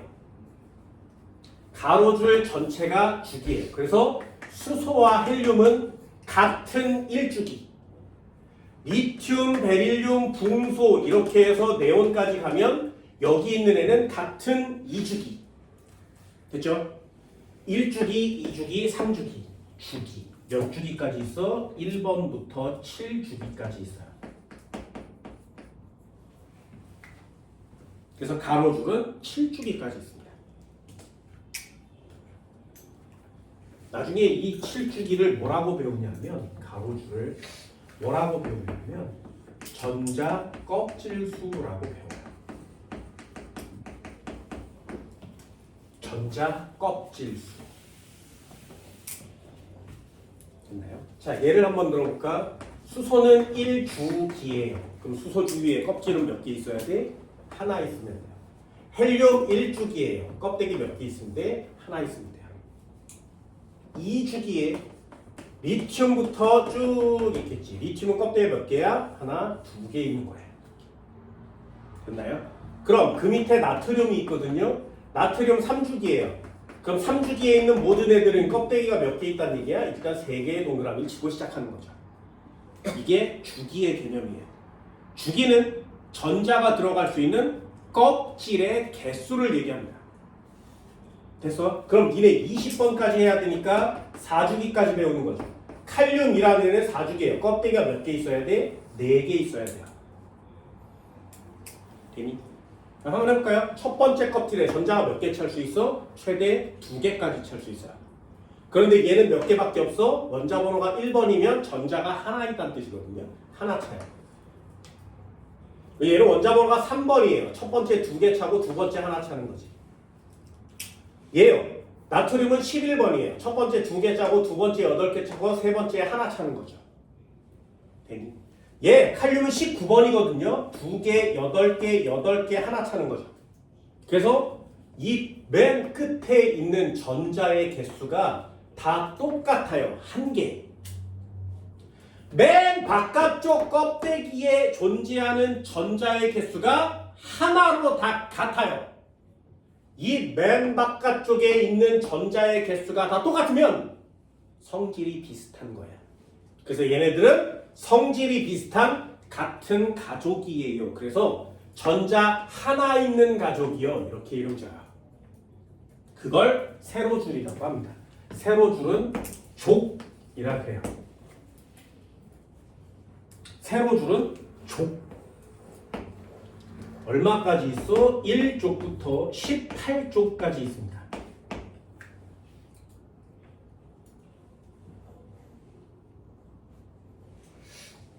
그래서 이 세로줄은 총 18개예요.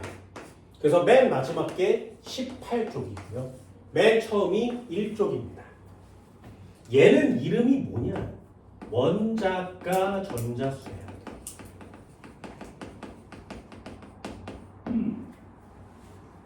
원자가 전자수와 족의 1자리수는 같아요.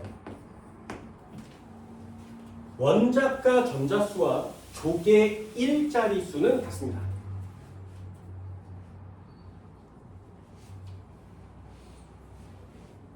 누가 1족과 2족 콤마를 찍고요. 13족부터 14족, 18족 여기까지가 같아요. 그래서 니네들은 원자가 전자수와 족의 일자리수가 같은 1, 2, 13, 14, 15, 16, 17, 18 그래서 총 8개를 배우게 됩니다. 그럼 질문이요. 3족부터 12족까지는 배우지 않아요? 답에 3족 써오면 안 돼. 4족 없어요. 니네들은 고등학교 졸업할 때까지 3족, 4족부터 12족까지는 배우지 않습니다. 됐어요? 배우지 않아요. 절대로 답에 3족 써오면 안 돼. 됐어? 그래서 어떻게 쓰는 거라고? 1족, 2족, 그 다음에 13족이에요. 요 중간을 배우지 않습니다. 됐나요? 14족, 15족, 16족, 17족, 18족. 그래서 총 8개를 배워요. 되니? 꼭 알아봅니다. 뭐라고? 3족부터 12족까지는 배우지 않습니다. 자, 다 띄었어. 118개 중에 밑에 거 안 배워. 4주기까지만 배워. 중간에 이만큼은 또 안 배워. 그래서 니네가 고등학교 졸업할 때까지 배우는 원자의 개수는 20개. 그래서 1번부터 20번까지만 외우십니다. 해볼까요? 주기율표 어떻게 생겼냐면 HE 이렇게 써있어요. 수소 뭐라고 써있어? 1족 1주기 되니? 그럼 헬륨은 뭐라고 써있어? 18족 1주기요. 됐나요?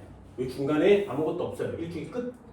2주기 리튬, 베릴륨, 붕소, 탄소, 질소, 산소, 플로린, 네온 되니? 그럼 베릴륨은 2주기 몇 족?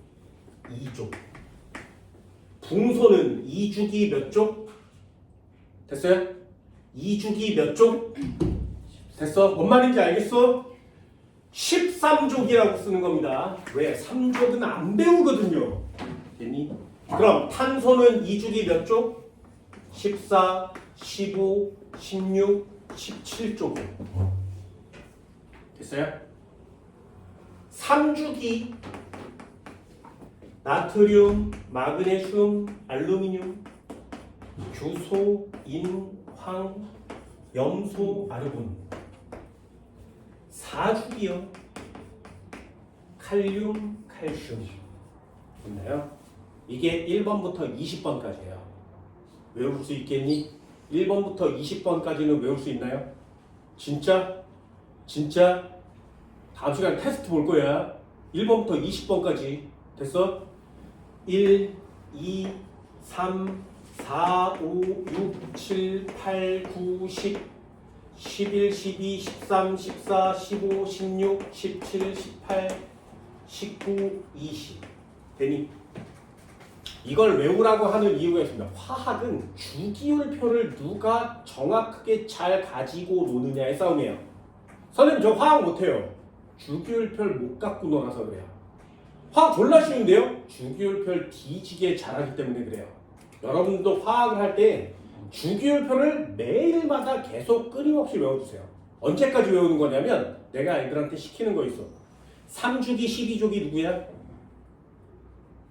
안 배워요. 몰라요. 왜? 12족 안 배우잖아요. 됐나요?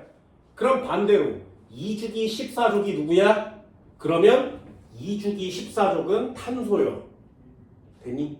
이렇게 툭 물어보면 툭 대답할 수 있을 때까지 외우는 거예요. 고등학교 3학년 애들한테 물어봐. 야, 3주기 12족이 누구야? 그러면 모든 애들이 다 이래요. 2학년 애들한테 물어봐. 샷. 원자번호 15번이 누구니? 이래요. 그래서 내가 물어봐. 스님이세요? 물어보거든요. 이래요. 진짜 없어 보여. 되니? 뭐라고 하는 거야? 야, 원자번호 15번이 누구야? 3주기 15족이요. 이 정도는 얘기합시다. 그게 주기율표를 갖고 노는 거거든요. 니네 보고 118번까지 외우라고 안 그래. 이 118개 중에 20개만 외우시면 되거든요. 정확하게 외울 때 빠삭하게 좀 외워주세요. 됐어요? 4주기 2족이 누구니? 그럼 칼슘이요. 그래서 2주기 17족이 누구니? 그러면 플로린이요. 이렇게 툭툭 얘기할 수 있을 만큼 좀 외워줍시다. 그래서 왜 주기율표가 세팅이 이렇게 돼 있냐면 아까처럼 수소라는 애는 원자번호가 1번이거든요. 요게 전자의 개수예요. 전자의 개수. 그럼 수소는 전자가 몇 개 있다는 얘기야? 하나 있다는 얘기지. 첫 번째 껍질에 전자 하나 채우면 되죠. 됐죠? 그럼 얘는 1번이에요. 리튬은 전자가 몇 개 있다는 얘기야? 3번이니까 3개 있다는 얘기지. 첫 번째 껍질에 전자를 2개밖에 못 채웁니다. 됐어요? 그러면 나머지 하나 어디다 채워? 껍데기가 하나 더 있어야 돼서 여기 채우는 거죠. 그럼 잘 보세요. 리튬의 경우에는 껍데기가 몇 개 필요하다고? 2개요. 그래서 2주기 맨 바깥쪽에 껍데기에 전자가 몇 개 있다고? 하나. 그러니까 2주기에 1쪽 위치에다 리튬을 넣는 거예요. 됐나요? 주기율표는 다 규칙성이라는 게 정해져 있다고. 플로린 한번 해볼까? 플로린은 9번이에요. 첫 번째 껍질에 몇 개 찬다고? 2개. 나머지는 다 8개씩 차요. 됐어요? 그럼 두 번째 껍질에 8개까지 찰 수 있는데 전자가 9개 있으니까 몇 개만 채우면 돼? 7개 채우면 되지, 그치? 그러면 껍데기의 숫자가 몇 개야? 2개. 그럼 몇 번째 칸? 2주기 칸에. 맨 바깥쪽에 몇 개가 차 있어? 7개요. 그럼 7개니까 어디다가 채워? 17족에 채우는 거예요. 그게 족의 일자리수야. 그럼 얘네들은 왜 안 배워? 족의 일자리수랑 이 맨 바깥쪽 껍데기에는 전자수가 일치하지 않아요. 그러니까 안 배우는 거야. 대학교 가면 배우세요. 고등학교 졸업할 때까지는 이 나머지 애들을 배우지 않습니다. 그래놓고 3종 막 써오는 거죠. 틀리는 거예요. 이해됐어요? 전부 다 알루미늄 한번 해볼까요? 알루미늄 몇 번이라고? 13번이요. 첫 번째 껍질에 몇 개가 찬다고? 2개. 나머지는 다 몇 개가 차? 8개. 그러니 여기에 8개를 채워도 남죠. 그럼 몇 개 채울 수 있어? 3개야. 껍데기 몇 개 필요해? 3개 필요하죠. 3주기 칸에 넣는 거고요. 맨 바깥쪽에 몇 개 찼어? 3개요. 몇 쪽? 됐어? 3족이요. 이렇게 써오지 마세요. 3개가 차 있으면 13족 위치에다 집어넣는 겁니다.